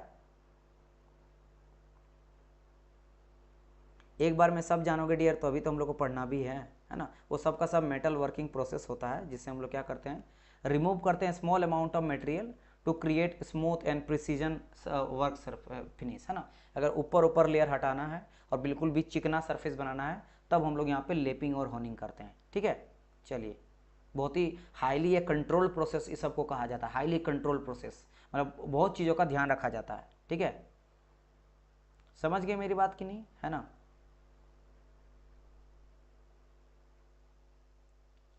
समझ गए, यही होनिंग और लैपिंग होता है क्रिएट करने के लिए सरफेस को, मतलब मशीनिंग प्रोसेस आप बोल सकते हो, आप मशीनिंग प्रोसेस बोल सकते हो जो कि स्मॉल अमाउंट में क्या करता है, रिमूव करता है मटेरियल को ताकि उसको प्रिसाइज और सरफेस को पूरा स्मूथ बनाया जाए, है ना। कहाँ कहाँ यूज़ करता है अगर ये जानना, जैसे आपका एरोस्पेस हो गया, इसके अलावा मेडिकल अप्लायंस में हो गया, इंडस्ट्री में हो गया, या फिर हाई प्रिसीजन जहाँ पे ज़रूरत पड़ता है, हाई प्रिसीजन जहाँ पे ज़रूरत पड़ता है और बिल्कुल टाइट फिटिंग, बिल्कुल मेटिंग पार्ट मुझे चाहिए विदाउट कोई एनी क्लियरेंस, तब हम लोग यहाँ पे यूज़ करते हैं, ठीक है। मतलब सिंपल सा जान लो कि लेपिंग और होनिंग सरफेस फिनिश के लेकर बहुत इंपॉर्टेंट होता है, फाइनली जो टच देता है ना, जैसा फ्लैट हो गया, कोई स्पेरिकल कोई सरफेस हो गया, है ना, कोई पैरेलल बिल्कुल मुझे बनाना है, तब यूज़ करते हैं हम लोग इन दोनों का। हाँ अगर आप, अच्छा ठीक ठीक है ठीक है, मैं आपको इन दोनों में डिफरेंस भी बता देता हूँ कि सर अगर ऐसे ही बात है सो मेरे को आप अंतर बता दो कि फिर लेपिंग में क्या अंतर है और होनिंग में क्या अंतर है। सो देखो, जैसे मैंने लेपिंग में क्या कहा, हाँ सुनिए मेरी बात, मैं आपको पूरा समझा दे रहा हूँ। लेपिंग मैंने क्या कहा, lapping is the process of primary utilize the surface finish, वो उसका टारगेट रहता है कि सुपीरियर सरफेस फिनिश आए, किसका काम, लेपिंग का काम। वही अगर होनिंग का बात करा जाए, होनिंग मेरा ज़्यादा इन्हांस करता है उसके ज्योमेट्री को, अलग अलग तरह का ज्योमेट्री का रहता है, जैसे मेरा सिलिंड्रिकल हो गया, है ना, पैरेलल हो गया या कर्व हो गया, तो उसके आउटर पेरिफेरी को बनाने का, यानी ज्योमेट्री को सुंदर लाने का काम होता है किसका, मेरा होता है होनिंग का। तो ये दोनों में अंतर हो जाता है। ग्राइंडिंग नहीं बताएं सर, ग्राइंडिंग में क्या बताएं डियर, ग्राइंडिंग जो होता है वो मेरा मल्टी पॉइंट कटिंग टूल की हेल्प से हम लोग ग्राइंडिंग करते हैं, है ना। ग्राइंडिंग तो मेटल कटिंग पीस होता है ना। सो आई मीन मशीनिंग प्रोसेस होता है जिसमें मल्टी पॉइंट कटिंग टूल का यूज़ किया जाता है और उससे हम लोग मटेरियल को रिमूव करते हैं, ठीक है। तो लेकिन ग्राइंडिंग के बारे में आपको क्या जानना है, छोटे छोटे पार्ट में हम लोग काटा जाता है, ग्राइंड करते हैं, मटेरियल को रिमूव करते हैं, सिंपल सा बात है ना। With the help of abrasive particles उसमें लगा रहता है। से ग्राइंडिंग अगर आप मशीन देखते हो तो इस तरह का रहता है आपका व्हील, उसमें कई सारा इस तरह से इस तरह एब्रेसिव पार्टिकल इसमें चिपका रहता है, ये घूमता है और किसी चीज़ को आप उसको रिफाइन कर सकते, जैसे कटिंग टूल जो होता है ना, कटिंग टूल वगैरह रहता है, उसके एज को, उसके शार्पनेस एज को शार्प करने के लिए भी हम लोग क्या करते हैं, multi point I mean grinding machine का यूज़ करते हैं। तो ग्राइंडिंग मशीन का यूज़ करते हैं उसके जो एज है ना, एज को शार्प करने के लिए, एज को शार्प करने के लिए यूज़ किया जाता है, तो वो ग्राइंडिंग है। ये मेरा मल्टी पॉइंट कटिंग टूल वाला पार्ट आ जाता है, मटेरियल रिमूव एक प्रोसेस होता है। क्लियर सर, होनिंग में एब्रेसिव का स्टिक होता है, होनिंग अप्रिसिएट और रिमूवल दोनों करता है।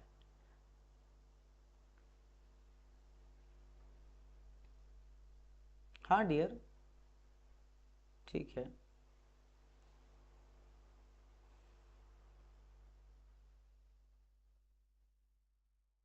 ठीक है। चलिए अभी मेरे पास तो फिगर नहीं तो मैं आपको दिखा देता कि जो आपका होनिंग टूल कैसा हो जाता है, ठीक है। चलिए चलिए अब आगे बढ़ें, बहुत टाइम इसमें हम लोग दे दिए क्वेश्चन पे, नेक्स्ट क्वेश्चन की ओर बात करते हैं। यहाँ तो हो गया क्वेश्चन आपका। नेक्स्ट क्वेश्चन, व्हाट इज बर, क्या होता है बर बताइए।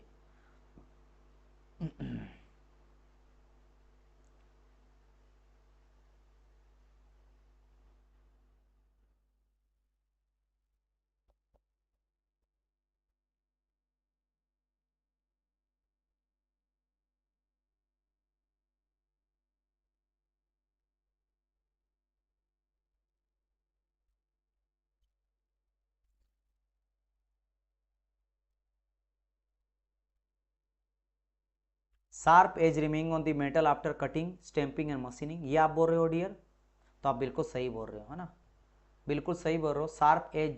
Sharp edge remaining on the metal after cutting, cutting करने के बाद क्या होता है, शार्प एज वगैरह बच जाता है ना, ठीक है, ऑन दी मेटल स्टेपिंग और मशीनिंग के बाद, बिल्कुल करेक्ट जवाब है। जैसे देखो ना यहाँ पे, ये देखो आफ्टर डीप बरिंग, है ना, इसको डीप बर मतलब क्या, उसको हटा दिया गया, देखो कटिंग करने के बाद बहुत सारा मेटल पीस जो है ना शार्प कोना वोना में थोड़ा थोड़ा बच गया है। इसी को देखो बिफोर है, अभी डिबरिंग नहीं करा गया, जब डिबरिंग कर दिया गया तो देखो कितना अच्छा चमक गया। सो यही आपका प्रोसेस होता है ना बर। चलिए आगे बढ़ जाते हैं नेक्स्ट क्वेश्चन की ओर। अच्छा बच्चे तो 4-5 लाइव हैं लेकिन दिख रहा है केवल एक ही लाइव, ऐसा क्यों भाई? यहाँ पे देखो पंटू भी हैं, सुमित भी हैं, है ना। चलिए सो यहाँ पे देख लेते हो क्या कहा गया है, spinning operation is carried out on.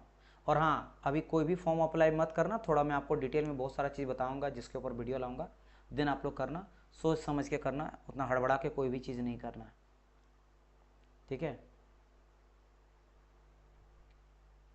चलिए इसको ट्राई करिएगा, क्या इसमें क्वेश्चन कहा गया, spinning operation is carried out on, hydraulic press में करते हैं स्पिनिंग प्रोसेस, स्पिन कराना ना, या फिर हम लोग मैकेनिकल प्रेस में करते हैं, या मिलिंग में करते हैं, या लेथ में करते हैं, बहुत बेसिक क्वेश्चन है।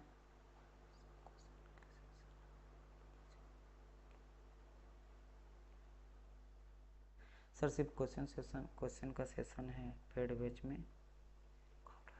नहीं डियर, पूरा का पूरा क्वेश्चन सेशन भी दिया जाएगा और रिकॉर्डेड भी, वो भी लाइव, सबका सब लाइव ही है, जो पहले हो चुका है इसीलिए, है ना। जो बैच जो पहले से आप लोग का चाह रहा है आरआरबी का, तो पहले मैं लाइव लिया हूँ तो वो बैच आपका वहाँ पे मिल रहा है, सब लाइव है, कोई रिकॉर्ड नहीं मिलेगा आपको, है ना। और जो रिमेनिंग कुछ है उसको हम लोग लाइव लाएंगे भी, है ना। मैं कलकत्ता जोन से भरेंगे, सही रहेगा। इसके ऊपर अभी डिस्कस नहीं करेंगे डियर, मैं लाऊंगा एक वीडियो, तब आप लोग आराम से देख लेना, लेकिन उसमें पूरा का पूरा लाइव आएगा बहुत सारा। जैसे 1-2 दिन में आप लोग का एक सब्जेक्ट को मैं स्टार्ट करने जा रहा हूँ, है ना, एक न्यू सब्जेक्ट स्टार्ट करूँगा। और हाँ कई सारे सब्जेक्ट जो हो चुका है और अगर वो आरआरबी जेईई के लिए इम्पोर्टेंट है सो मैं उसको फिर से लाइव पढ़ाऊँगा, ये मैं आपको चीज़ बता देता हूँ, और एक बार करवाएंगे जब आपका सेकंड सीबीटी आएगा। सब उससे पहले पहले जैसे मान लेते हैं कि आपका वेल्डिंग हो गया, मशीनिंग हो गया, ग्राइंडिंग हो गया, मटेरियल साइंस हो गया, इंडस्ट्रियल इंजीनियरिंग हो गया, these are very very important for RRB JEE. So इन सबको एक बार अगर मैं लाइव में पढ़ा दिया हूँ सो मैं और एक बार लाइव ला के पढ़ाऊँगा, लेकिन ऐप में ये सारा चीज़ मिलेगा आप लोग को, है ना। सो उसके लिए आपको कोर्स को बाय करना पड़ेगा। तो स्पिनिंग प्रोसेस हम लोग कहाँ करते हैं, लेथ में करते हैं, कहाँ करते हैं, लेथ में करते हैं, बिल्कुल सही जवाब, है ना।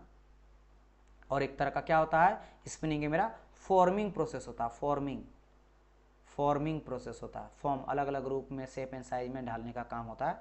तो स्पिनिंग कैसा कैसा जाता है वो देख लो, अलग अलग शेप एंड साइज में ढालने का काम जो होता है, अलग रूप उसको क्या करता है, अलग अलग रूप दिया जाता है। जैसे देखो मान लेते घर में कोई बर्तन है, तो आप देखोगे बर्तन मान लो कुछ ऐसा है, कोई इस तरह का ऐसा कोई है ना, कटोरी जैसा बड़ा सा। अब ये तो एक प्लेट जैसा था ना, एक पतला सा इस तरह का चादर जैसा था, सीट मेटल था, उस सीट मेटल को क्या करा गया, मोड़ मोड़ के और हम लोग एक कटोरी जैसा बना दिए। तो ये एक तरह का क्या करते हैं, टूल लेते हैं, जैसे देखो एक का रोलर टूल होता है, इस रोलर टूल को ये मशीन आपका चलते रहता है कंटिन्यूसली, है ना, कंटिन्यूसली। और एक हम लोग मेंड्रिल लेते हैं, मेंड्रिल जो यहाँ देख रहे हो मेंड्रिल, ये जो मेंड्रिल देख रहे हो ये मेंड्रिल वैसे रहता है जिस तरह का आपको चाहिए वर्क पीस। जैसे मान लो आपको चाहिए इस तरह सिलेंड्रिकल चाहिए या कोई और जैसा भी आपको शेप चाहिए उस तरह का हम लोग मेंड्रिल लेते हैं, मतलब एक तरह का पैटर्न का काम करता है ना, जैसा पैटर्न। जैसे यहाँ पे देख सकते हो ये ऊड जैसा लगा दिया गया ना, ये देखो जहाँ एनिमेशन चल रहा है ऊड जैसा, वो ऊड एक तरह का मेंड्रिल है, उस तरह का ही ऑब्जेक्ट मेरे को चाहिए। सो वैसे ही यहाँ पे कर रहा है और उसके बाद धीरे धीरे इस रोलर के हेल्प से हम लोग पुश करते जाते हैं, वो दबते जाता है और अपना फॉर्म को चेंज करते जाता है। बाकी इसको देख सकते हो क्लैंप से हम लोग लॉक कर देते हैं, टेल स्टॉक रहता है, इधर आपका हेड स्टॉक रहता है, स्पिंडल आपका कनेक्टेड रहता है हेड स्टॉक से, और ये आपका घूमते रहता है, रोटेट करते रहता है। और इस तरह से हम लोग यहाँ पे क्या करते हैं, आपका क्या करते हैं, स्पिनिंग करते हैं। तो एक तरह का जिससे कहा मैंने कहा कि इट्स अ फॉर्मिंग प्रोसेस, है ना, फॉर्मिंग प्रोसेस हो जाता है, अलग अलग फॉर्म में ढालने का काम हम लोग करते हैं। जिसमें क्या आता है ना, है कि हम लोग कोई सर्कुलर जो मेटल होता है, सर्कुलर मेटल रहता है, उसको हम लोग मेंड्रिल के हेल्प से मेंड्रिल के ऊपर माउंट कर देते हैं, और माउंट करके फिर हम लोग यहाँ पे जो आपका रोलर टूल होता है, रोलर टूल के हेल्प से हम लोग अलग अलग शेप एंड साइज में ढालते हैं, जिसमें मेरा हमेशा जो स्पिंडल है वो मेरा रोटेटिंग पीस मेरा चलते रहता है और फोर्स अप्लाई करके शेप एंड साइज में ढालते हैं। क्लियर। चलिए बढ़ते हैं नेक्स्ट क्वेश्चन की ओर। नेक्स्ट क्वेश्चन आप देखोगे यहाँ पे क्या क्या क्या कहा गया है, in turning operation the surface finish can be improve by decreasing. कहा गया टर्निंग ऑपरेशन में सरफेस फिनिश को इम्प्रूव कर सकते हैं क्या डिक्रीज करके। सरफेस फिनिश को इंक्रीज करना है, लेकिन मुझे क्या डिक्रीज करेंगे कि मेरा सरफेस फिनिश जो है वो इंक्रीज हो जाएगा। क्या हम लोग कटिंग स्पीड को डिक्रीज कर देंगे? नहीं, कटिंग स्पीड को डिक्रीज करने से दिक्कत आ जाएगा, राइट। फीड को डिक्रीज करना है। इससे पहले क्वेश्चन आया था ना, मैंने क्या कहा था कि स्पीड आपको ज़्यादा लेना है ना, और फीड आपको क्या लेना है? कम लेना है। क्लियर? मैंने कहा था एक क्वेश्चन में आपको दिखाता हूँ।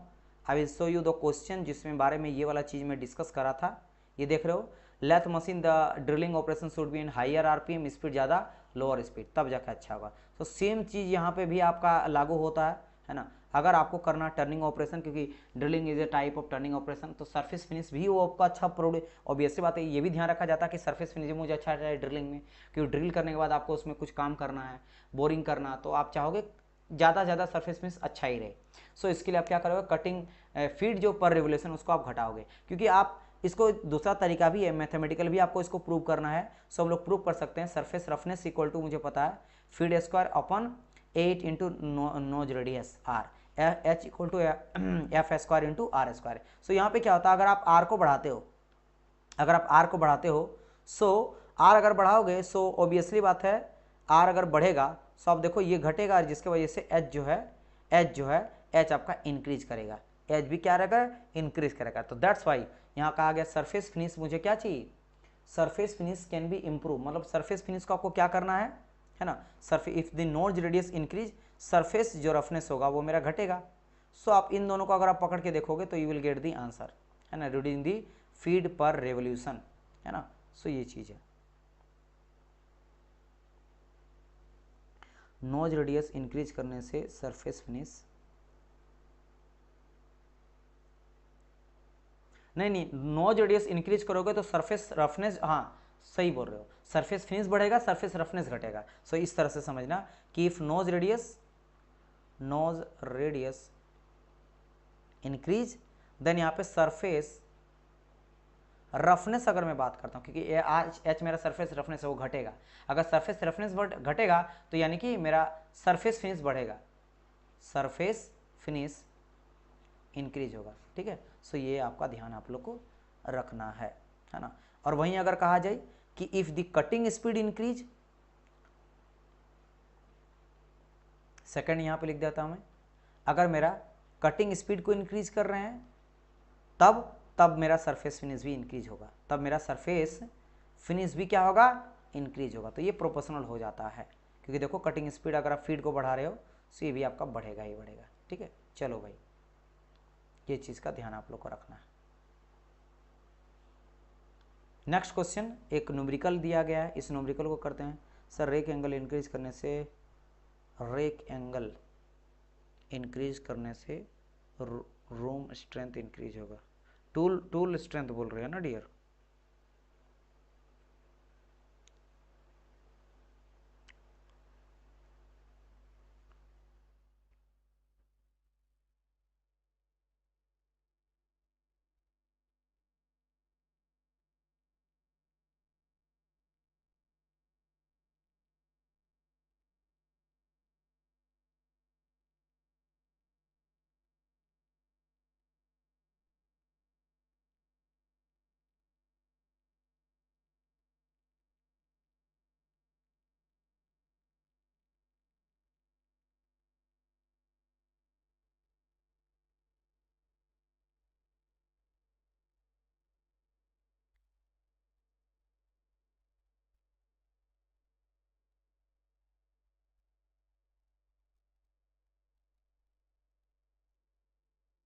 तो रेक एंगल को इंक्रीज करने से जो स्ट्रेंथ होता है वो घटता है, ठीक है।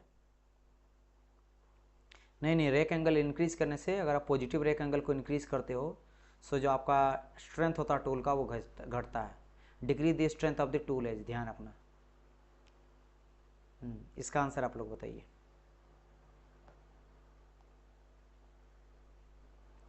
सो ये मटेरियल रिमूवल रेट का बात करा गया है, MRR का बात करा गया है, MRR। So MRR equal to क्या हो जाता है, सिंपली A इंटू जो हम लोग लेते हैं कटिंग स्पीड। देखो कटिंग स्पीड का फिर से यूज हुआ ना, सो ये एक न्यू फॉर्मूला आपको मिल रहा है, material removal rate equal to, एक फॉर्मूला आता है A इंटू कटिंग स्पीड। पहले हम लोग यहाँ पे देख लेते क्या क्या दिया गया था। कहा गया था a work piece is turn on a lathe at 100 metre per minute cutting speed. ठीक है, तो कटिंग स्पीड आपको यहाँ पे v दिया गया था 100। सो मैं लिख देता हूँ कि v इक्वल टू दिया गया है 100 मीटर पर मिनट, लेकिन यहाँ पे mm में आंसर चाहिए। सो मैं 1000 से कर देता हूँ। सो यहाँ पे 2 जीरो और यहाँ पे 3 जीरो, तो कुल मिला के 5 जीरो आ जाएगा। सो आ जाएगा mm पर मिनट में। सो मैं इसको कन्वर्ट कर लिया। फिर क्या कहा गया है, इतना फीड रेट है, तो चलिए ठीक है। फीड जो दिया गया है फीड रेट एंड इतना डेप्थ ऑफ कट है, चलो बढ़िया है। सो फीड आपको कितना दिया गया है 0.4, तो 0.4 mm पर revolution, this is your feed है and depth of cut depth of cut को टी बोलते हैं, तो ये कितना दिया गया है आपका 1.5 mm। ठीक है, ये आपको दिया गया है, सो ये सारे चीज़ आपको दिया गया था। नाउ अगर मैं यहाँ पे निकालूंगा क्या, ए के जगह में हम लोग वैल्यू पुट कर सकते हैं, जो भी आपका होता है feed into depth of cut, है ना। सो इसको एस कर लो, फीड को एस बोलो। सो एस इंटू टी यहाँ पे आ जाएगा direct into cutting speed V. So आप इससे डायरेक्ट निकाल सकते हो, दिस इज दी फाइनल, है ना। सो यहाँ पे क्या आ जाएगा, एस मेरा 0.4 है, टी मेरा 1.45 है ना, इंटू क्या आ जाएगा यहाँ पे आ जाएगा मेरा यहाँ पे भी का वैल्यू पुट कर दो, 3 2 5 4 जीरो, तो आ जाएगा कुल मेरा ये इतना बी नंबर, है ना। सो और एक जीरो लगेगा, mm³ पर minute is the MRR, material removal rate. ठीक है, चलो बताइए।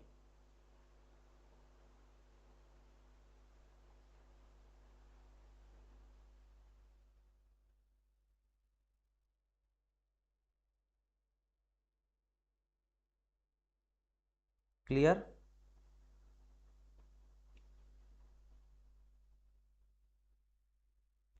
तो हम लोग आगे अब बढ़ते हैं।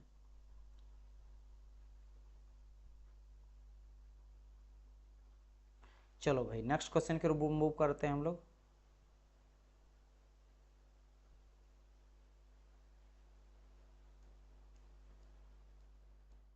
हाँ, ये फॉर्मूला आप लोग बोल रहे हैं ना, VFD भी यूज़ कर सकते हो, बात वही है, घुमा फिरा के। फीड हो गया इसको बोल देते हैं, और डेप्थ ऑफ कट, देखो ये फॉर्मूला ये भी कई कई जगह भी यूज़ किया जाता है। मैं यहाँ पे लिख देता हूँ। चलो यहाँ पे स्टूडेंट बोले हैं ना डियर, आप बिल्कुल सही बोलो, कोई दिक्कत नहीं है ना। आप VFD भी यूज़ कर लेते हैं। सो VFD में क्या आ जाता है, V जो हो जाता है ये आपका वही कटिंग स्पीड ले लो, कटिंग स्पीड हो गया आपका, एंड F हो गया आपका फीड ले लेना, और D जो है ये मेरा डेप्थ ऑफ कट लेना। सो इससे भी आप आराम से कर सकते हो डायरेक्ट। तो ये हटा दो, ये आप हटा भी दोगे, ये थोड़ा कॉम्प्लेक्स हो गया ना, इतना क्या याद रखता है। सो डायरेक्ट ये करो, ठीक है। नेक्स्ट क्वेश्चन, चलिए नेक्स्ट क्वेश्चन को डिस्कस करते हैं हम लोग। यहाँ पे ये रहा नेक्स्ट क्वेश्चन आपके सामने, और एक यहाँ पे क्वेश्चन है, अब देखो और एक न्यू क्वेश्चन यहाँ से आपको पता चलेगा, जिसको कहा जाता है क्या, मशीनिंग टाइम, है ना। तो वही यहाँ पे पूछा गया है। कहा गया in case of straight turning operation length of the workpiece is 120 mm, feed rate is 0.25 mm per second, how long will it take to complete the turning operation. Machining timing का बात करा गया, किसका बात करा गया है, मशीनिंग टाइमिंग का, मशीनिंग टाइम के बारे में बात करा गया। मशीनिंग टाइमिंग क्या हो जाएगा, जिसको हम लोग बोलते हैं TM। क्या कहा जाए, TM। एक न्यू फॉर्मूला आ रहा है, तो इस फॉर्मूला को भी आपको क्या करना है, नोट डाउन करके रख लेना। ये हो जाता है L/F into N, L/F into N, clear, L/F into N. So अब यहाँ पे देखेंगे कि क्या क्या आपका गिवन है। बिल्कुल करेक्ट जवाब है सुमित, बिल्कुल आपका करेक्ट है, A will be the correct answer. So देखोगे यहाँ पे इन केस ऑफ स्ट्रेट, ठीक है, length of the workpiece is 120, तो आपको L दे दिया गया। L कितना दिया है, L आपको दिया है 120 mm का, बढ़िया बात है ना। आगे डिस्कस करते हैं। फीड रेट जो दिया गया है वो आपको दिया है 0.25, बढ़िया है। फीड रेट भी आपको दे दिया गया है, सो आपको F जो दिया है ये दिया है 0.25 mm पर सेकेंड। सो बढ़िया है, ठीक है, mm पर सेकेंड, ठीक है, कोई बात नहीं, सेकंड में निकाल के हम लोग मिनट में कन्वर्ट कर लेंगे, कौन सी बड़ी बात है, रहने दो अभी। एंड एनीथिंग एल्स नहीं यहाँ पे कहा गया है, okay. So this is the answer, this is the मतलब this is the given formula. So यहाँ पे बोला how long it take the time. So एक चीज़ यहाँ पे मेरे को लग रहा कन्फ्यूज़न, फीड रेट। अच्छा एक सेकंड एक सेकंड, ये feed rate time feed rate कहा गया ना, तो फीड रेट एफ जो आपका फीड रेट होता है उसको वी एफ कहते हैं। तो वी एफ इक्वल टू होता है, वी एफ इक्वल टू होता है एफ इंटू एन। सो ये पूरा का पूरा फीड रेट दे दिया है ना, फीड रेट दे दिया, तो एफ इंटू एन का वैल्यू पूरा कंप्लीट का वैल्यू दे दिया, फीड रेट कहा गया, not only feed. Feed rate दिया है ना, तो जब ये फीड रेट कहा जाए तो फीड रेट में आपको एफ इंटू एन ले लेना है। तो दिस इज योर 0.25, तो बस आपको यही करना है। So 120 upon 0.25 you will get 480 second.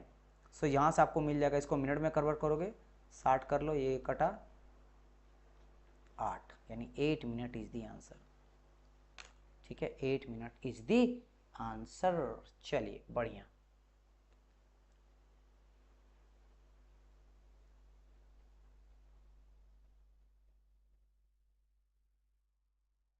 ठीक ठीक है ठीक है डियर। हाँ वही टॉपिक है, जैसा आप ले लो। डिस्टेंस अपन स्टूडेंट सही बोले हैं कि टाइम इक्वल टू सर, यहाँ पे हम लोग speed into sorry distance into speed का भी यूज़ कर सकते हैं। तो आप ऐसे भी देख सकते हो, बनाना है कैसे भी बनाना, बस बना लेना। ठीक है, तो डिस्टेंस आपका लेंथ हो गया, स्पीड आपका यहाँ पे स्पीड डायरेक्ट ले सकते हो, you will get the answer, है ना। लेकिन याद रखना, मैं इसलिए फॉर्मूला बताया, ये चीज़ कंफ्यूज आप लोग हो जाओगे। कभी कभार क्या किया जाता है, यहाँ पे आप लोग को देना दोनों चीज़ देगा, एन का वैल्यू दिया रहेगा, एक्सपोनेंट का वैल्यू देगा, और फीड आपको देगा, फीड इतना है, तो एक्सपोनेंट का इंटू करके तब आप यहाँ जगह फीड रेट को निकालोगे, तब फंस सकते हो। सो आप ये चीज़ ज़्यादा बेटर रहेगा कि जिस तरीके से आपको याद रखना फॉर्मूला वैसे याद रखो, इस तरह से याद रखो। तो ये कंप्लीट को हम लोग बोलते हैं फीड रेट। ठीक है, इस कंप्लीट को क्या कहा जाता है हम लोग, फीड रेट यहाँ पे हम लोग कहते हैं। चलो आगे बढ़ते हैं नेक्स्ट क्वेश्चन की ओर। आपके सामने नेक्स्ट क्वेश्चन ये रहा, chamfering is an essential operation after. Chamfering हम लोग कब करते हैं, ये क्वेश्चन पूछा गया, किसके बाद चेम्फरिंग करते हैं ये कहा गया। चलिए बताइए।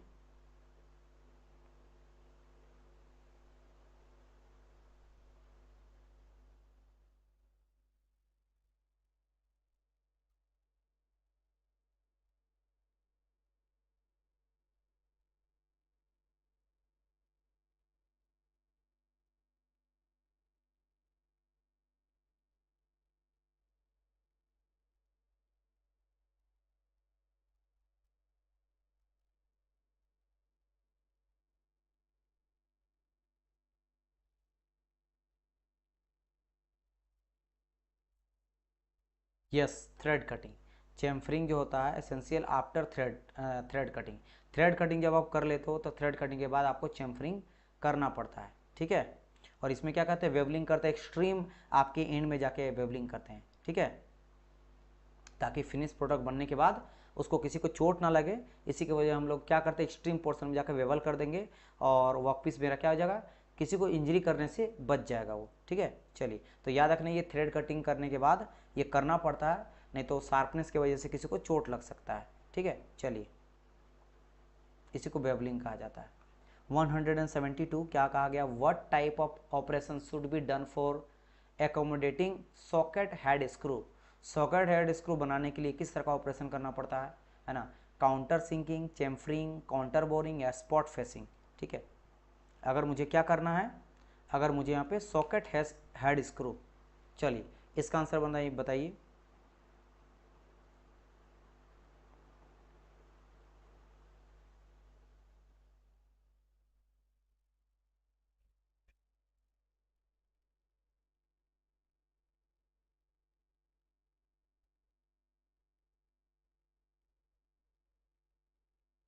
एक सेकंड, इस टॉपिक को हम लोग अगर कंप्लीट करेंगे तो मुझे सॉकेट हेड स्क्रू आप लोग देखे हो कि नहीं, कैसा रहता है। चलो मैं आपको पहले बता देता हूँ, जो हेड स्क्रू, स्क्रू आपको पता नहीं स्क्रू होता है, ये मान लो आपका स्क्रू है, दिस इज योर स्क्रू, ये क्या हो गया मेरा, ये पहले आप देख लो नहीं तो फिर आप समझ नहीं आएगा। ये मेरा स्क्रू हो गया, स्क्रू है, ये मेरा थ्रेड कटिंग है, यहाँ पे क्या है, मेरा थ्रेड कटिंग है, ये मेरा क्या है, थ्रेड कटिंग है। ठीक है, अब यहाँ पे क्या रहता है, सेंटर में कुछ ऐसा आपको ये स्क्वायर टाइप का मान लेते हैं, ऐसा आपको देखने को मिलेगा।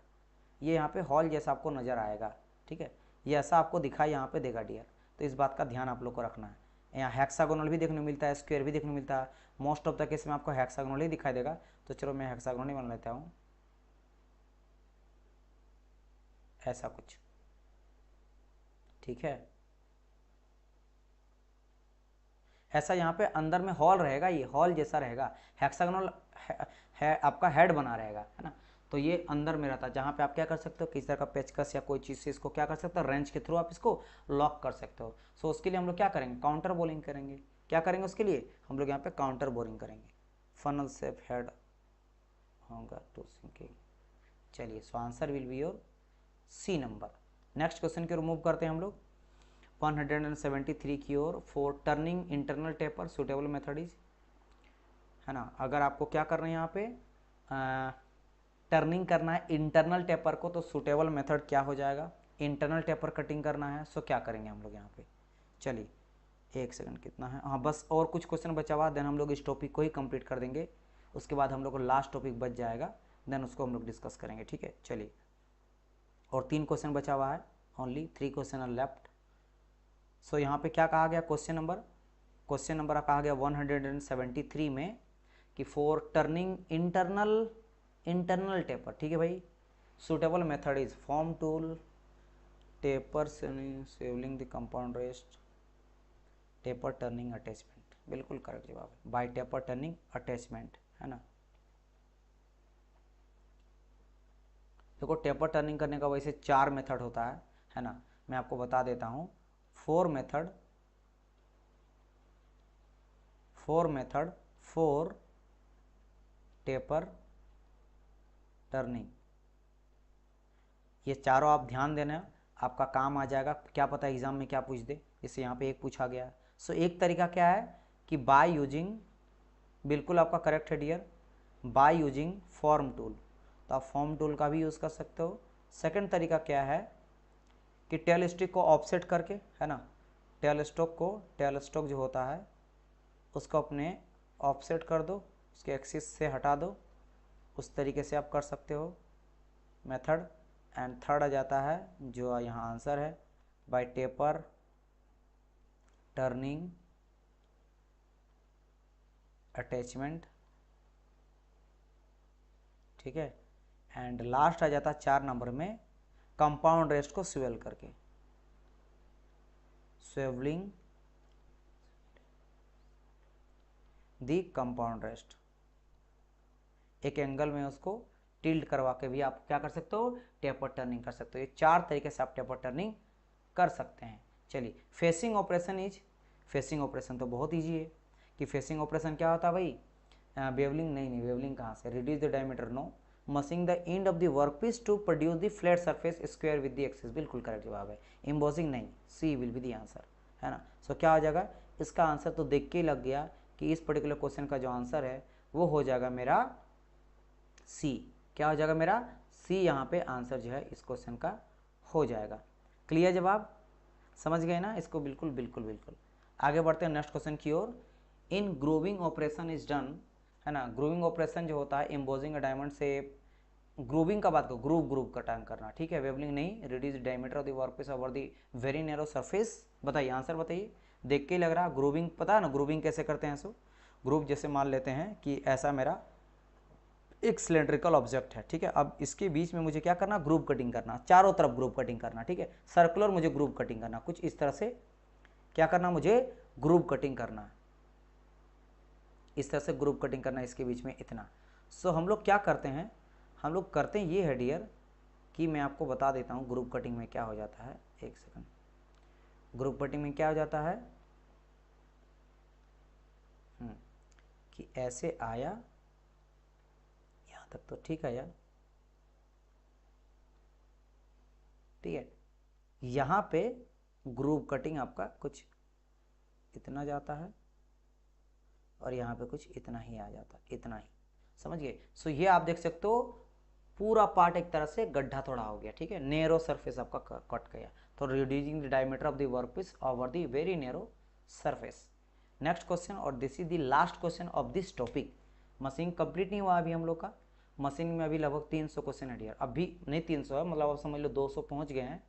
और कितना बचा है अगर मैं बात करता हूँ, 100 क्वेश्चन अभी और बचा हुआ है, 100 क्वेश्चन कम से कम बचा हुआ है। सो 2 सेशन और आएगा, है ना, कम से कम अगर 50-50 करके करता हूँ तो 2 सेशन आएगा। सो मुझे इसको कंप्लीट करना है जल्दी ही आप लोग का, फिर नेक्स्ट टॉपिक। लेकिन हाँ, आराम से आप लोग करेंगे, कोई हड़बड़ा के नहीं।